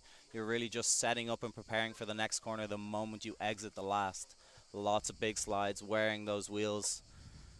Plenty of work to be done coming down this racetrack. And it is a course. There's nowhere to rest. We've got a minute 21 if you're the fastest man on the course, but there's no long straight section where you can just relax in the tuck. The easiest bit really is the start. From about 300, 500 meters into this course, you are on it the whole way down. So it is an absolute leg burner. It's an energy sapping course. And when we get into finals tomorrow, starting with the open stand-up with a round of 64, that's a lot. That's, if you want to win this race, that's 5 runs that you've got to do in a Southern European heatwave, which is also a band name that I've claimed. So if I'm forming a band, it's going to be called Southern European Heatwave. I don't know what kind of band it's going to be yet. I'm open to suggestions. I would say modern, certainly a modern thing. We can see Josh Evans from Australia. Well, from New Zealand, but he gave you a look there.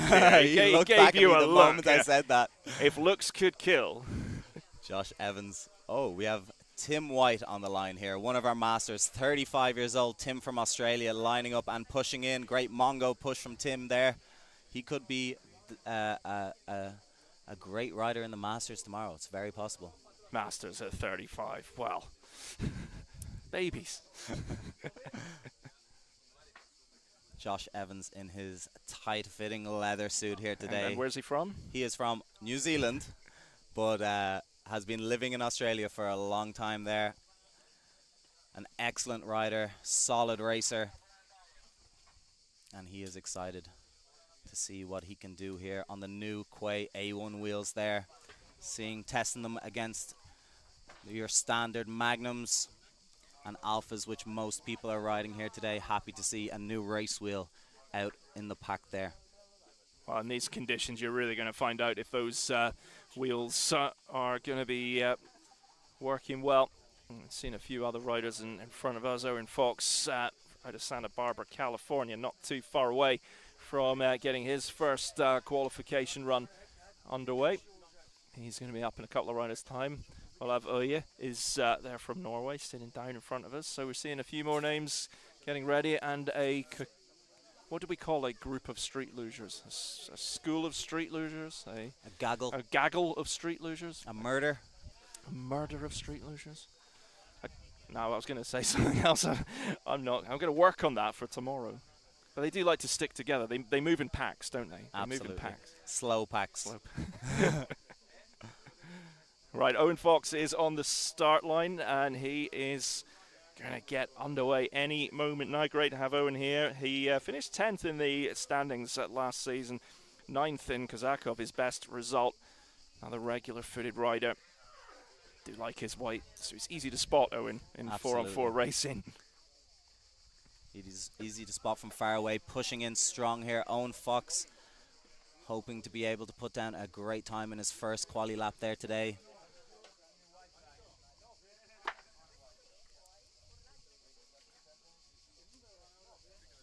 Tristan Cardillo here on the start line as well. Swiss rider out of Lausanne. Powerful rider. Lots of wins in his book. Great hills around that part of the world. And then the road surfaces in Switzerland are out of this world in terms of quality as well. Absolutely, some diamond grade pavement out there in Switzerland. Mitch Thompson here taking some tidy lines, wide exits there towards the bottom of the course, coming into the last hairpin. He's going to throw the counter drift there and grip the left. Nice line from Mitty there. Let's see how he comes across this line now. So I'll give you a couple of times. Josh Evans, 124.385. Tim White, 126.560. And we'll give you Owen Fox's time as soon as we get that. Austin Padroni on the start line here from America. Pushing off into the line. You can see his head down, moving. He is working to get some speed at the start of this track here.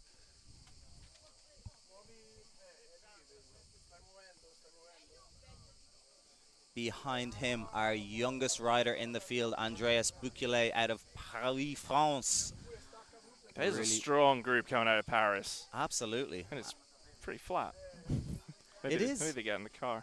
It is, and it's kind of the power of the community here that we can see coming out of Paris. This is what we love in downhill skateboarding. Even from a flat enough area like Paris, you have such a strong community of great riders like Antoine and Andreas, who's just pushed into the start line there. A young man himself, so happy to see some Groms out on the track here today. Yeah, it's good to see the next generation of riders coming through. And Tristan Cardillo, 123.851, which is an exceptional time as well. The Swiss rider. Haven't got a time for Owen Fox yet, but I'll have a look for that in a second. Well, I'm glad you're here, Pierce, but Owen Fox with a 125.002. He's going to want to try and better that for sure on the second run. But Gemma's got another interview for us. She has got Olav Oy from Norway. I know it's hot, so bringing you out here in the sun is probably far from ideal, but yes. Yeah, I'm more comfortable in the shade. I'm not used to this heat. In Norway, we don't have anything like this, so I'm trying to pour water all over myself. Absolutely. You lose focus, and how will that play into what happens? I got really dehydrated and got this massive headache. So I've been taking a lot of steps to keep myself cool. So it really affects your skating. Your heart is really pumping much faster when you're at the bottom of this hill compared to back home in Norway. You've got to play it smart. You've absolutely got to play it smart. And I imagine there's a little bit of extra pressure on you in particular because you have somebody watching you today, don't you? Yes, my girlfriend came to watch this race. She doesn't usually come, but she wanted to come and see Italy. So we're also expecting Chad soon. So Congratulations. thank you very much. So I'm happy about that. So does that mean, I mean, we did have a little chat earlier on, and you were saying that because you are soon to be something you're thinking about? Yeah, maybe. I'm trying not to get injured now. Yeah, I have the pressure. Yeah. Okay. So if I don't fall, I win. If I don't break anything, I win. Okay, well, do you know what? On that note, I'll let you get back in the shade. Try and stay hydrated, and thank you very much. Yes, we do have a lot of personalities, a lot of backstories to bring you, because this, as I've said many times, is an incredibly tough course. And we've got new faces as well as older faces. And I'm going to try and bring you a few people to chat to. So let's have a little look around. Actually, if we come over this way, Grace, I'm going to put you on the spot here. We've got the wonderful Grace. Welcome. Yeah, you're going to have to take off the helmet. Sorry, I tend to annoy people at this point in time, but yeah, we can get down. I'm sure you can all see that we're all sweating and it's incredibly hot. And I'm here in linen trousers and a t-shirt, so I can't really talk. Grace, thank you for joining us once again. It was an absolute pleasure to chat with you in Turkey. Let's compare the two, because we probably couldn't get further contrast, really. I don't know if it was a further contrast. I mean, both tracks are incredibly technical. This is sort of a short sharp blast. The pavement is also, providing some extra features that you sort of have to deal with. So it's, I think like every new track you have to learn is a bit of a struggle, but we'll get there. And we've seen a few crashes, a few mishaps already. One of them on turn 3, and even yesterday during practice, turn 3 proved to be really tricky for some of the racers. That's quite a crucial turn, isn't it? Because that's what helps you to get the best line for that first hairpin. Is that why we're seeing all these accidents? It is a tricky curve, so people are trying to get a lot of speed going out of the curve, so they try to, grip as long as they can, or do a small check slide. But the problem here is the pavement heats up so quickly, and also it's just so hot that eventually you just end up with something that you may not be expecting. Also, like I said, the pavement's a little bit of a challenge. We have features, so trying to have to deal with that in the middle of a run is, it can present some very unexpected surprises. Absolutely, and I guess another point to be on your game is the last turn, because that's probably the last opportunity to try and move yourself up the field. I mean, this hard is actually just really difficult to pass someone on, so it's quite technical. You're just going from corner to corner, so you're going to hope that you push in first and you do as well as you can to block everyone else. And how are you on the push? Because winning the push can be crucial here. Probably not as good as some of the other ladies, so we'll see tomorrow, eh? Absolutely, we will see tomorrow. Grace, thank you so much for having a chat. Look forward to seeing you in action later on. Yes, you too. A little bit later on, I will try and get a word with Chris, one of the organisers here. You will have probably heard his dulcet tones over my microphone. He is shouting at racers, trying to get them lined up and organised and get them over the line. So we'll get his perspective on the course, the thinking behind the event a little bit later on. But first, I'll pass back to Ian and Piers for a bit more of the action. Thank you so much, Gemma. Great to hear from a few riders there. Particularly Olavoy, he's on the start line now, about to become a dad in not too many months' time. We wish him all the best and massive congratulations. And I just say, good luck, mate, because in fact, do you know what he was saying? He might not race, but I think he's going to want to race because he might want a break from the sleepless nights. But it's amazing, and a massive congratulations to him. Harry Clark's on course, and he had a really strong start. Gregor Schwab as well from Switzerland is underway, so we're going to be keeping a close eye on those times. But Piers, Olav is by far and away the tallest guy on the circuit. Do you think this course is going to suit someone? He's got a big range of motion, but it's quite hard to get into that aerodynamic position when you're his size. No question about it. Like, really, to be honest now, the height is one thing. It's the weight that we see here that's going to really affect his performance on this hill. This has a lot of corners, and a heavy man slows down slowly is just the reality of it. He is probably the heaviest rider we have on the course here today, clocking in a solid 90 kilos. It'll be interesting to see how he can maintain his grip. He'll have to do longer slides. He'll suffer more with the heat on his wheels. But no question, Olaf is still going to give us a great show here. So just looking down, see if there's any other key times. I haven't seen a time for Harry Clark yet, or for Gregor Schwab. But we will bring it to you as soon as we get it. The timing system is just working itself out. Harry Clark in with a 1:23.257. That's the second quickest in stand-up so far. And he, certainly before the last practice run, was let's just say having a little moment to himself. Didn't appear quite too well, but I think that's down to the heat. That is Harry's start line tradition right there. The man has interesting ways of preparing himself for the race, but look, it doesn't matter. It worked. The ex-world champion, 2019 world champion with a smoking time, but we just got a new time coming in here from Grégoire Schwab, the young man from Switzerland, Kozakov champion, with a fiery second place at 1:22.773. Fire from Greg. That is rapid, and I watched him out of the start whilst Gemma was bringing us those interviews, and he was up for it. He gave it everything out of that start, and he's been rewarded. Now he's still over a second behind Diego Poncelet, but those times from Schwab, from Clark, very, very impressive, and we'll bring you Olaf's time when we get it. We've got a few other riders still to come. You can see in front of us, Grace Wong is going to be starting fairly soon as well. And then we're going to go into the street luge, and we'll bring you their times. And once that is done, we're going to rerun the fun, get everyone back to the top. Maybe Gemma will grab some interviews. Maybe me and Pierce will have a sing-song, some traditional Celtic music, or we'll throw something on screen for you. Who knows? But a little jig. Little jig. We'll have a brief Kaylee in the commentary booth. 100%. Miriam Weisschu on the line here from Germany, a strong female rider, looking forward to racing in a strong field for the women's out here today in Italy. It's growing. We want to see it grow. 100%, no question about it. Always happy to see plenty of get women involved. So Miriam Weisschu underway. Regular footed rider there now settles in. I wonder, just feel you could put more pushes in, but sometimes just getting settled into that position, get the feel, get in the zone, the flow of the course is the way to go. Apologies, we're having one or two issues with the drones here, so we're not able to bring you much from the course. I hopefully you're enjoying our witty banter. Certainly from Piers anyway, not from me, because I don't have any witty banter. There's Grace Wong. Myself and Grace have been exchanging messages on Instagram entirely about our dogs over the last day. It's been a lot of fun. She's got very fond of her dog, and I'm very fond of my dog as well, because dogs are awesome. Love dogs. So we love dogs and we love downhill skateboarding.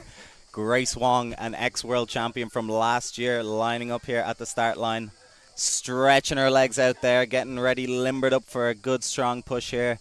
Definitely a strong contender for podium for this weekend. She was so consistent last season as well, even when she wasn't super keen on a course. She just has a way to just find her way through the rounds and do well. Second in Monteciano, first in Kozakov, third in Cappadocia.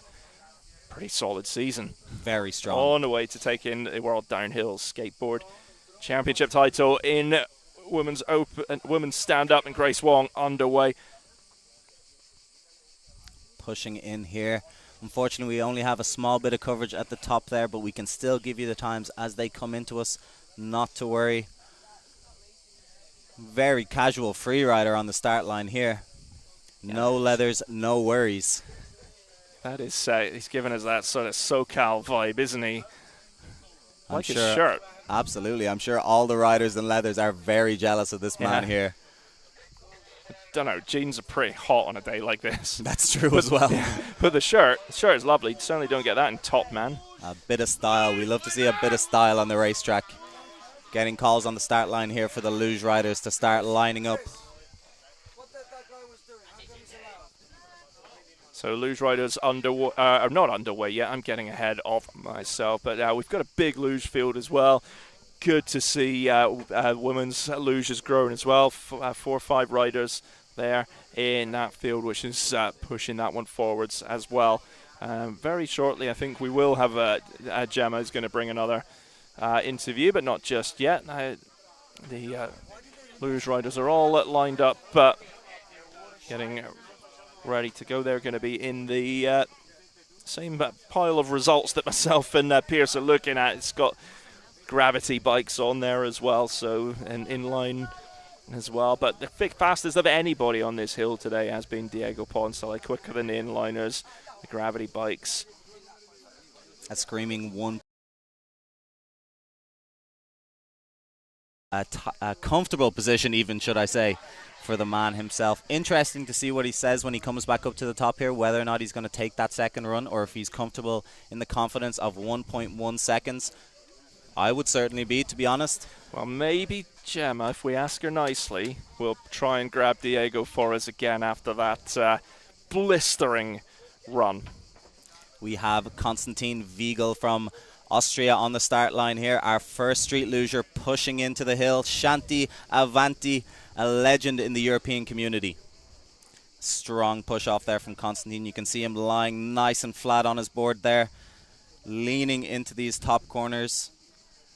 And it is tough on the luge, on the street luge, the bottom section. It's so hard to maintain the speed through these tight hairpins on the bottom section. I think they're really going to enjoy the top, but then it's going to be massive amount of hard work. There's going to be so much shifting going on to try and get as much grip as they can through the turns.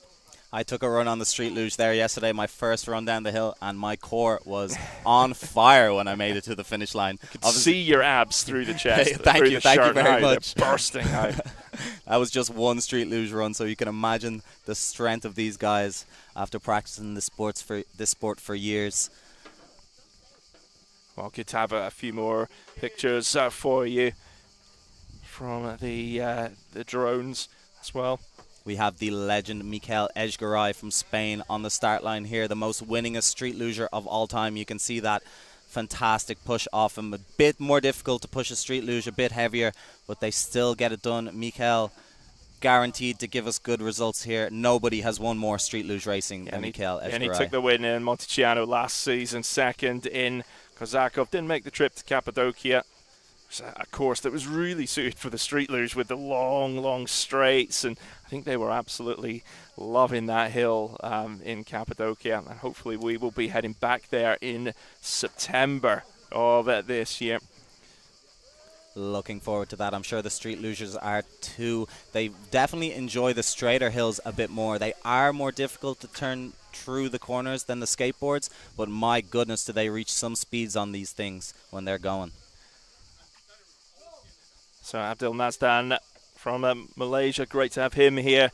Again, that last season's world champion. He went second, fourth, and took the win in Cappadocia to grab that world title. He is underway now and there from the UK, from Yorkshire. Andrew Spate, I've got to say Yorkshire, because he's, it's Yorkshire first, then England. And we're talking about masters. Andrew's, I think, 55. There's a proper master, and it's amazing to have him out still throwing it down. He builds some really beautiful street luges as well. Absolutely.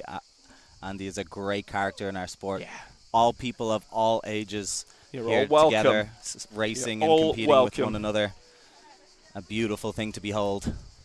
Yeah, such a great community. Pleasure to be involved with it as well. See on this top section, just where we lose the drone, it's already pretty early into the run. You can see the effort that's having to go in on the luge, and you're right to say it's an absolute core burner. You're not going to feel it in the legs as much as the skateboarders, but you're going to need I say you wouldn't need to lie down. You're already getting a lie down in this sport, but maybe a good stand up and stretch after it. That would be pretty important. But they're much easier to get in line, the street lugers, aren't they? They line up a bit better. Yeah. Far more following the rules. Considerable bunch.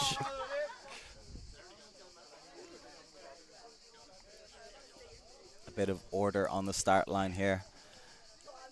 The lugers sitting back, taking it easy, and getting ready for their first qualifying run here today at Nusenna in Italy. A scorching hot day, as you can see on your screen. You can only imagine the sweat trickling down my pasty white face here today. I normally have a pasty white face, but it's bright pink. True, I'm more of a lobster, to be honest, at the moment. Just going to give you a street luge time. Mikel Ezgaray, 1:26.211. Yeah. That is impressive through those hairpins, how he's handled that compared to where he is compared to some of the open stand-up riders as well. He's not too far off them on a course that we think is going to suit this stand-up riders a little bit better. So that is impressive from Etchegaray. But that is what we expect from him. No question about it. The man is an animal on the track. I'm sure every rider, when they saw him on the starting list, had a bit of fear in their bones to see the man himself coming back for another crack at a world championship. Just scrolling down, see if I can find any more street luge times for you. Can't see any, but then been in the sun so long, my eyes aren't really working properly.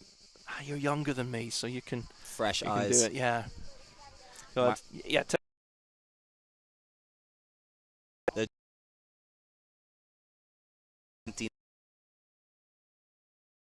Try compare that to Mikel's time.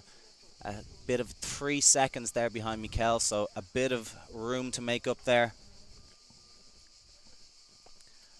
But no question he's going to be throwing it down for a second run following a luger down the start of the track here. Another on the start line. A good field of street lugers out here today. Love to see a strong street luge field. Plenty of the best riders from all around the world, flying from every corner of the globe to attend. He's hit the podium, but he's going to want to push it. But tactically, this course, Colby's a switched-on rider. This could really, really suit him tactically if he can get close to the likes of Etchegaray. No question about it. Strong start from Colby here. Always dependable rider to be in and around the podium. We're looking forward to see his performance this weekend. It is anyone's game on a track like this. So many corners, so much can change in such a short amount of time. Uli Becker here from Germany pushing in there. Older riders, happy to see Uli, 57 years old, pushing into the track there. Putting Andrew to shame. It's amazing. So Andrew's got to keep going for another couple of years to catch up.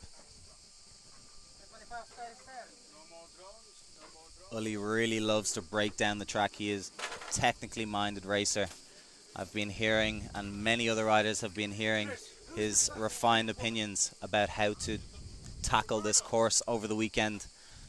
Love to see the preparation that goes in from these experienced riders.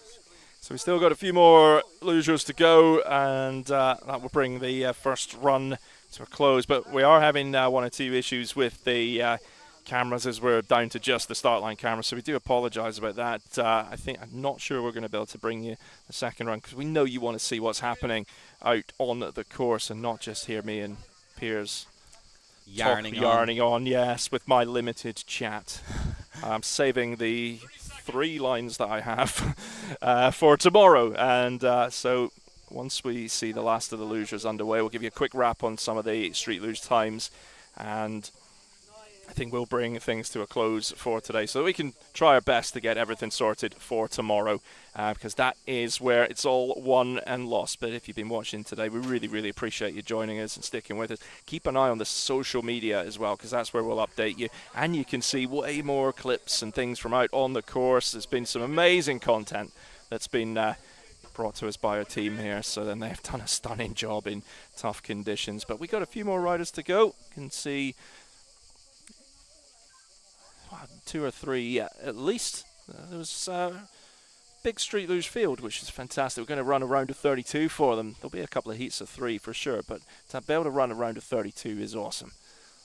Love that for the street luge guys. They've been having a little resurgence over the last few years there. Plenty of riders coming from all across the globe to join us for this World Cup here.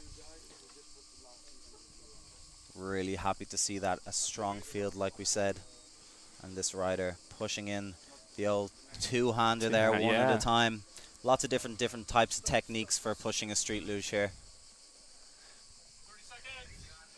Yeah, I guess it's whatever the riders feel comfortable with doing that move there. Yeah, you're shifting. For me, I like the double-handed. I've actually commentated on luge on ice before, and everyone with you on there, pretty much in the track at the start, so you can't go either way. It's all about that way, but also project using hips to project into yeah. a rather good thrust If you position. could only see that, what Ian was showing me there, very impressive thrusting from the man here. You can see. I have to put parental advisory on that one. Thankfully, no one's filming for Instagram, so. Roman Favia on the line here. The Swiss inline skater, World Skate Games inline female champion last year, had a bit of an ankle injury, unfortunately, over the last few months, and has ended up deciding to race street luge here, a bit more relaxed on the ankles, but still able to come out and enjoy the competition this weekend. I love that approach. Not quite going to be able to do what you want to do, but find another discipline to do. That is such a great, refreshing mindset from somebody, so well done. Love to see that from here. Unfortunately, a bit of an ice skating incident there she had. Yeah, it's very, very dangerous, that ice skating. Very dangerous. I've had all sorts of trouble on ice skates before.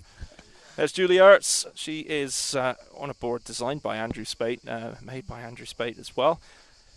Just focusing, visualizing on what they have to come over the next minute and a half or so, and underway.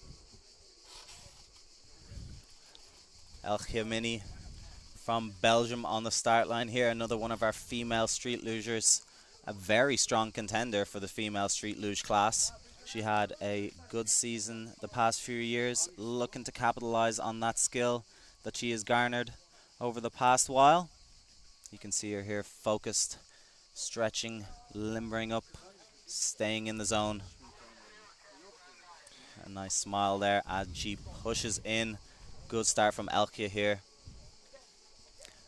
Elkia has actually stuck it to the men a few times over the past few years, which has been lovely to see. Yeah, she has competed in the open category a little bit last season, but in Cappadocia, we ran the women's luge category, which was fantastic, and it's great to see it growing. So street luge times, Etchegari 126.211, that is the quickest of the street luge. Ulrich Becker 128.142. Colby Parks, third quickest for the Canadian, 129.178, and Martin Witzman with a 129.921. Some of the quicker street luge times for you. Well, it looks like that is everyone that we are going to get down for this first last year's season review on for you to enjoy. So thank you so much for your company from Piers, Gemma and myself, Ian. We'll see you tomorrow.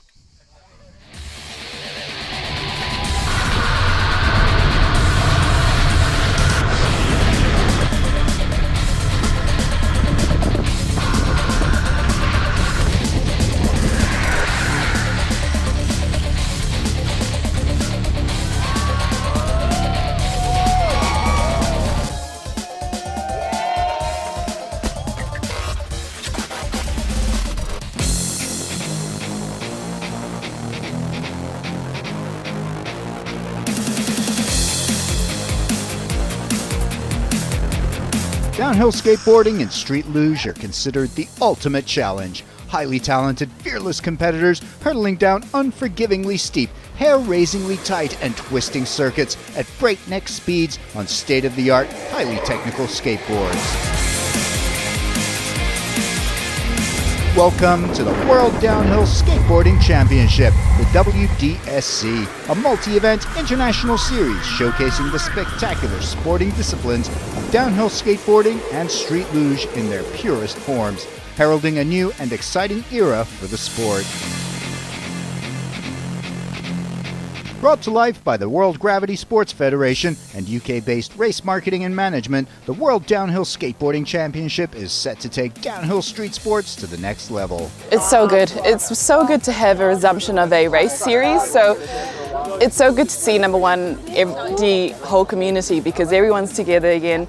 You know, the international community is coming back. Well, I'd just like to thank the WDSC for all their efforts to putting this really big event together. I hope in the future we can do many more events like this where we can all come together and get all the media and everyone gets more exposure and more sponsors so we can go to more races and just grow the sport.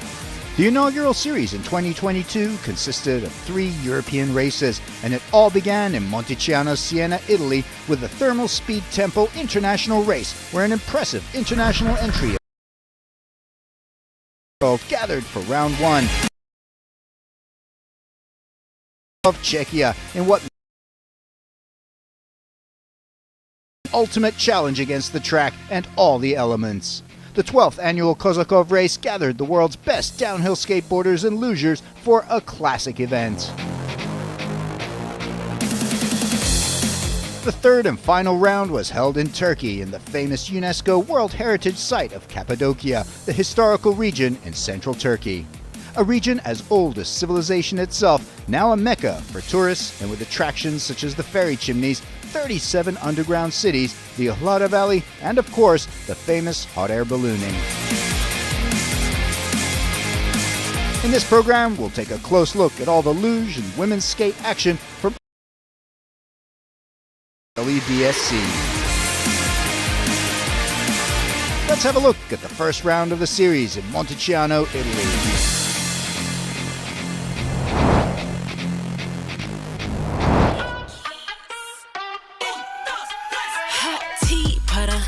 On the side. Bottoms up, pink. Among the top competitors in street luge are some formidable riders, as the world's top street luge talent get ready to battle it out in Monticiano with the likes of Mikel Echegaray of Spain. Wow, I'm very happy being here. I love racing in Italy. The events are really good people. It's always fun to be here with all the family. Former world champion Colby Parks of Canada. Malaysian sensation Abdul Madzan, German talent Martin Witzigmann, and a host of top-notch riders from all over the world, including strong Italian, British, and Spanish contingents. In the women's downhill skateboarding, it was a star-studded field, including the sensational Malaysian rider Grace Wong, Belgian talent Yasmin Hanegraaff, Swiss ace Livia Waldberger, and Waldberger's Swiss compatriot Tamara Prater. In the second quarterfinal heat, it was British riders George Cheeseman and Peter Elliott, along with Frenchman David Frega and Spaniard Rafael Causafe. The racing is tight behind Cheeseman on that tough third corner. Peter Elliott has too much speed, he can't pull through and goes into the hay. Cheeseman rides the race out for a comfortable win as he takes the heat with Frega second, both riders moving into the semis. In the third heat, it was Martin Witzigmann of Germany, Colby Parks of Canada, Julien Girardin of France, and Gabriele Maggiorelli of Italy. Parks leads at the top of the hill with Witzigmann behind him in second, followed by Girardin third and Maggiorelli fourth. Heading into the chicane, no change in positions as Colby Parks maintains his excellent rhythm to glide through with Witzigmann in pursuit. The Canadian takes the heat win ahead of Witzigmann. On to the last. Amador Suarez of Spain, Abdul Madzan of Malaysia, and Andrea Morellini of Italy. Abdul Madzan storms into the lead on the opener with some strong arm work. This heat is all about Abdul Madzan, who closes out the win with a perfect run. The action's not over yet, though, as the battle for second heats up. Morellini and Suarez neck and neck heading into the finish line, and Suarez manages to pass Morellini at the last second. Great racing from both, as Abdul Madzan and Suarez are in the semis. The semifinals, where riders battle it out for a place in the finals. Heat 1, great start from Spanish rider Echegaray as he has no trouble through the first curve and heading into the second with a good lead. Echegaray gets to the straight just before the final chicane, on course for victory and a place in the final. Huge gap as the other three riders bunch up behind, looking to make that final push for second place. Mikel Echegaray wins the first semi-final heat and books his place in the final with a start-to-finish win. George Cheeseman finishes a very solid second place to book the other slot. And so the second semi-final heat Abdulmadzan starts to open the gap with the other three riders, but Witzigmann and Colby Parks are neck and neck for second position behind the Malaysian. Colby pulling ahead. The gin tonic curve, and look at Witzigmann now catching up with Colby Parks in a bid for second, and the riders are neck and neck. This will be close. But on the fifth curve, it's Colby Parks who manages to slip past Witzigmann and into second position. The last chicane, can Witzigmann give one last push to catch and overhaul Parks? Abdulmadzan is a comfortable semi-final Heat 2 winner. Colby Parks books the last place in the four-man final as Witzigmann and Suarez make do with a consolation final.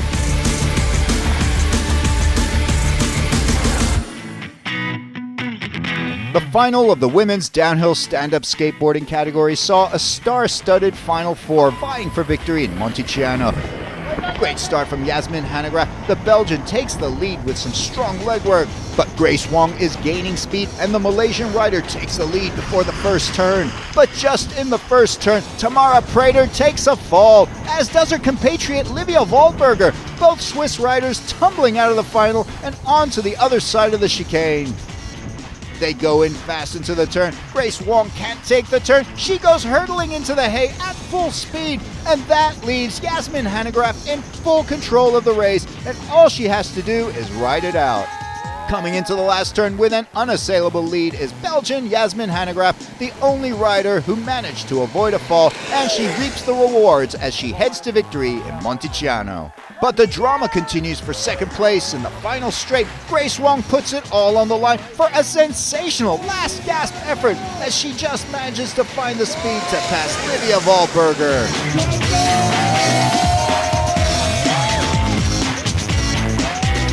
The final results of the women's stand-up downhill skateboard. Big win for Yasmin Hanegraaff of Belgium, Grace Wong runner-up, and Livia Waldberger taking the third step of the podium in Monticiano.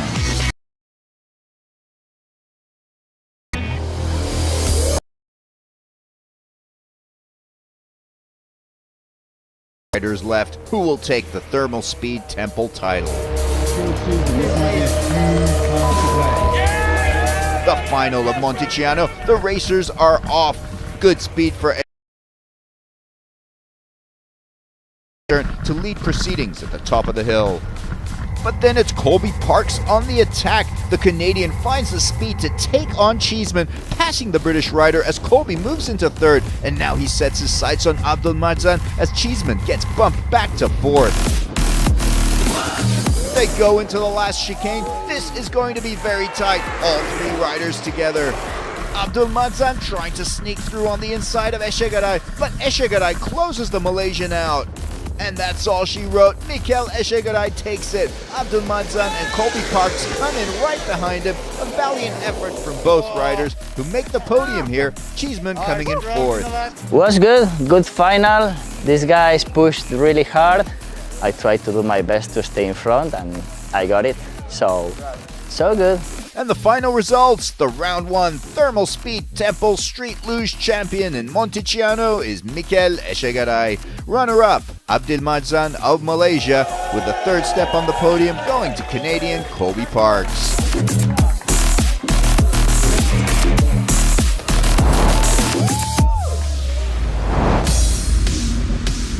Kozakov, Czechia is a veritable skating magnet that has hosted the world's best downhill skateboarders and luge riders almost consecutively for the last 12 years, the only break being 2020 and 2021 due to COVID.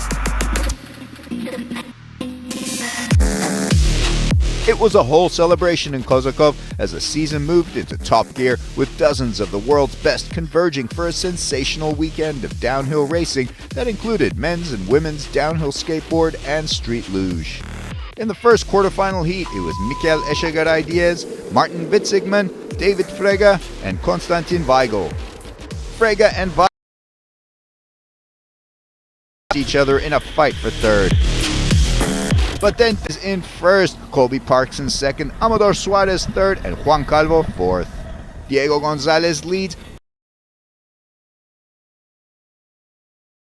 third as things get shaken up in Heat 2. The final chicane of Heat 2, Colby Parks has got it. He moves into the semis alongside the Heat runner-up Amador Suarez. Unlucky heat for Diego Gonzalez. He bows out in the quarters as Heat. Victor Lorente has a great start. Good arm work from the Spaniard as he takes the early lead. Catches the lead from Lorente and he never looks back. The Heat winner is Andre Ilic with Victor Lorente second, both riders booking their place in the semis. Zan pushes his way off to a good start to take the lead out of the start gate. Dominic Pesta, Venezuela in second. Abdelmadzan opening his lead to take the Heat win in convincing style. Dominic Pesta managed to hold off Swatkowski to take the other semi.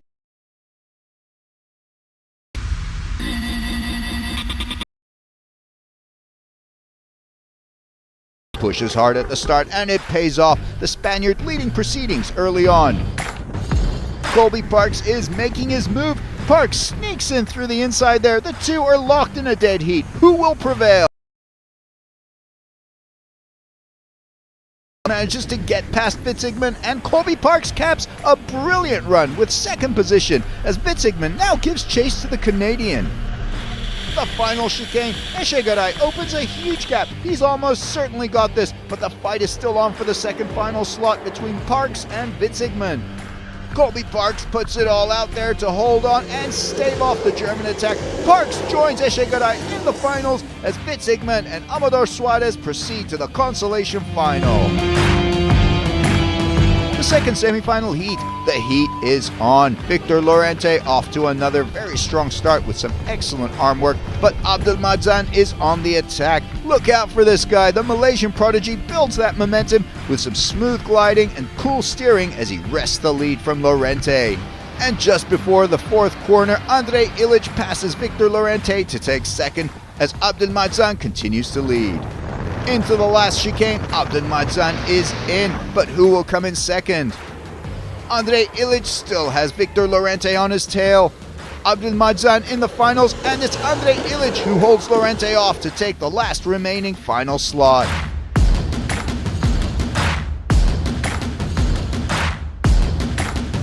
The final of the women's category at Kozakov. Who would be the queen of the hill? Grace Wong, Miriam Weisschuch, Mariana Mashasna, and Anna Pixner. The riders are off. Great start from Grace Wong. Powerful legwork as she pushes into the lead at the top of the hill. Anna Pixner falls before the first turn and she's passed by Weisschuch, who moves into third. Seconds later, Mariana Mashasna also falls as Miriam Weisschuch finds herself in second behind race leader Grace Wong, with Anna Pixner up again and passing Mariana to move into third.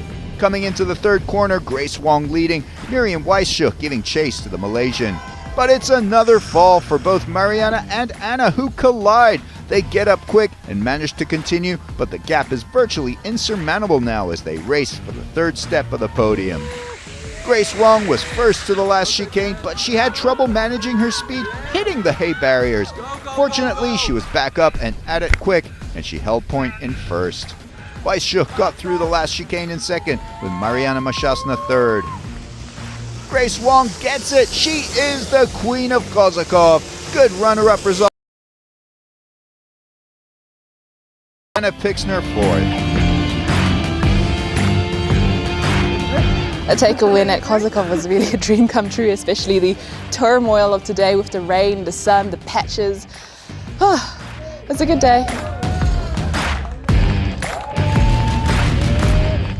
The final of the luge at Kozakov. 4 riders left. Who will be the 2022 Kozakov King?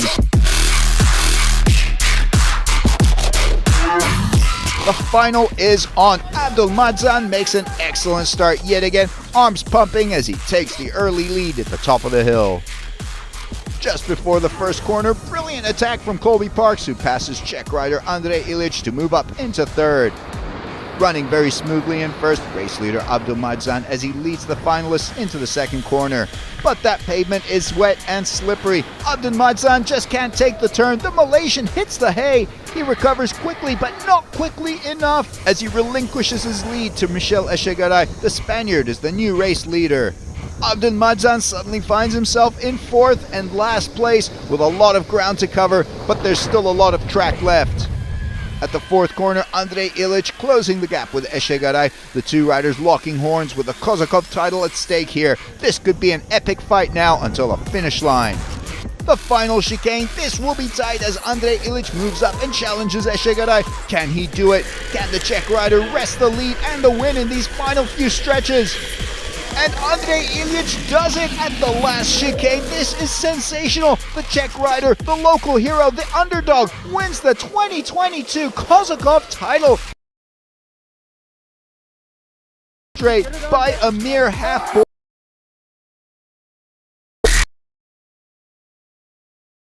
A sensational round 2. Andrei Ilic is the last man standing. The Czech champion of Kozakov. Mikel Eshegaray runner-up and Colby Parks on the final step of the podium in 3rd. I would never expect to be first at Kozakov because normally Mikel or Colby or other losers are winning and they are world champions. And this is really great experience to be first, and I really love the moment where I overtook the Mikel in the last corner.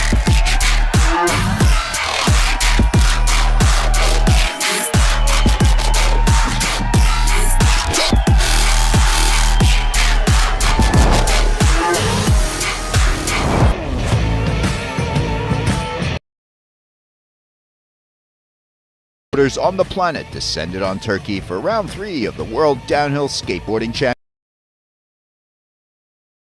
site of Cappadocia, the historical region in central Turkey. The 3-kilometer course, which drops 300 meters, featured 12 turns, all of them hairpins, and long straight sections on a course which was sure to challenge the best of the best in downhill skateboarding. In the semi-final, we have 3 riders. Madzan produces some. Parks is currently in 2nd place with Minna running in 3rd just behind the Canadian. Minna has some great speed on the start straight and moves past Parks to drop into 2nd. Parks finds a blast of speed and powers past Minna to move into 2nd. Into the final turn and over the line, Abdelmadzan takes 1st place and he's joined in the final by Colby Parks, who does finish in 2nd. 4 riders are lined up, eager to get the battle underway in the 2nd of the semifinals. We're off, and it's a powerful start from Frege, who quickly gets into the lead with Weigel close behind in 2nd, Spate in 3rd, Urs in 4th. Drama on the first turn, though, as Urs crashes into the Bay Hails. Thankfully, she appears to be unhurt, but is now too far back to challenge for a place in the final.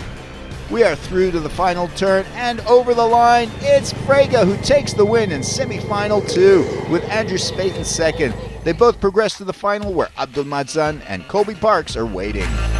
We're getting ready with the women's street luge final between Elche Minna and Julie Ertz. The race is on, and Minna is powerful out of the start and storms away into the lead. Minna is putting together a flawless race. If she can keep it clean and error-free, she can build a big lead over Urs. A hair-raising moment from Urs as she almost loses control, but thankfully she's able to continue. In the end, Minna was too strong, clean in the turns, fast on the straights, and she takes 1st place by a healthy margin, and Julie Urs finishes in 2nd.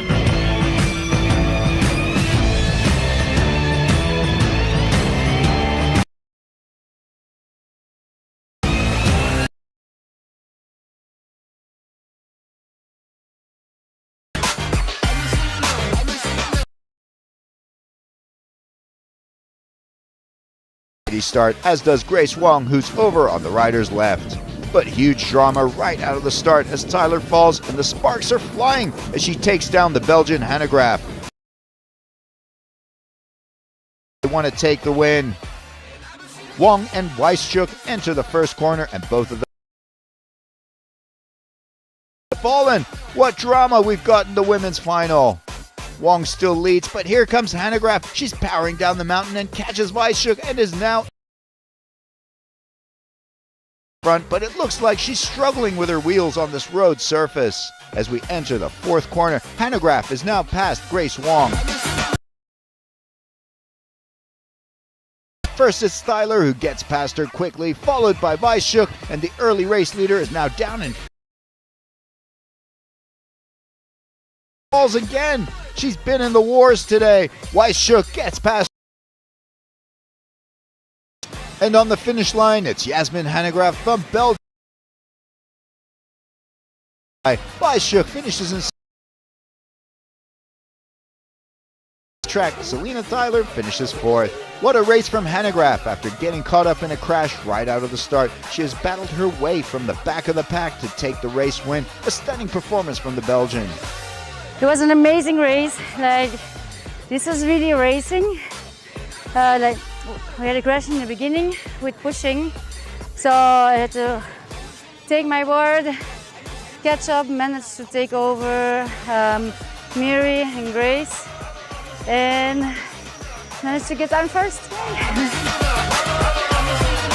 In the year-end World Championship standings, Grace Wong takes home the world podium in every event, including a magnificent win in Kozakov.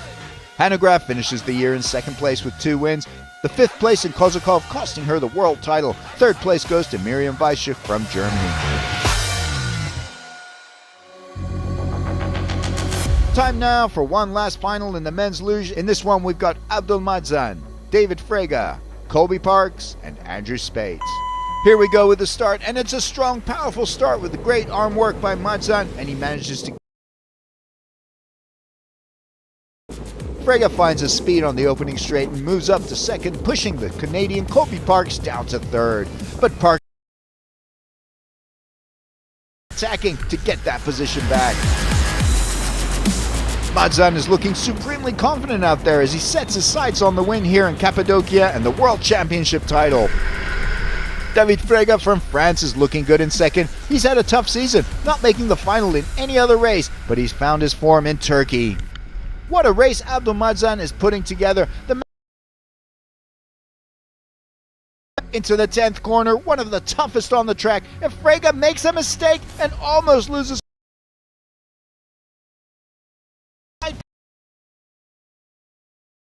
To be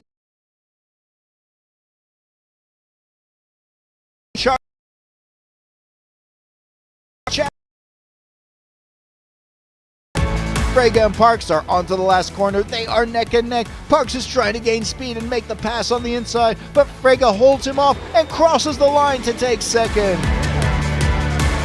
I'm so happy, and I want just to continue to learn, to go fast with fun, with this big family to downhill. So I'm so happy. It's getting cold and dark, and I'm just hoping that we can finish everything here before it gets dark, and thankfully we managed to finish it, so really glad to be out here, so thank you so much. The final standings then in the open street luge, the win going to Abdulmadzan from Malaysia with a dominating performance. Second place to David Frege from France, picking up his first podium finish of the season. Third place goes to Colby Parks from Canada, with Andrew Spate from the UK finishing fourth. In the championship standings, Abdulmadzan, thanks to his win here, takes home the world title. Parks finishes second after hitting the podium in every race, with third going to Mikel Echegaray-Diaz from Spain.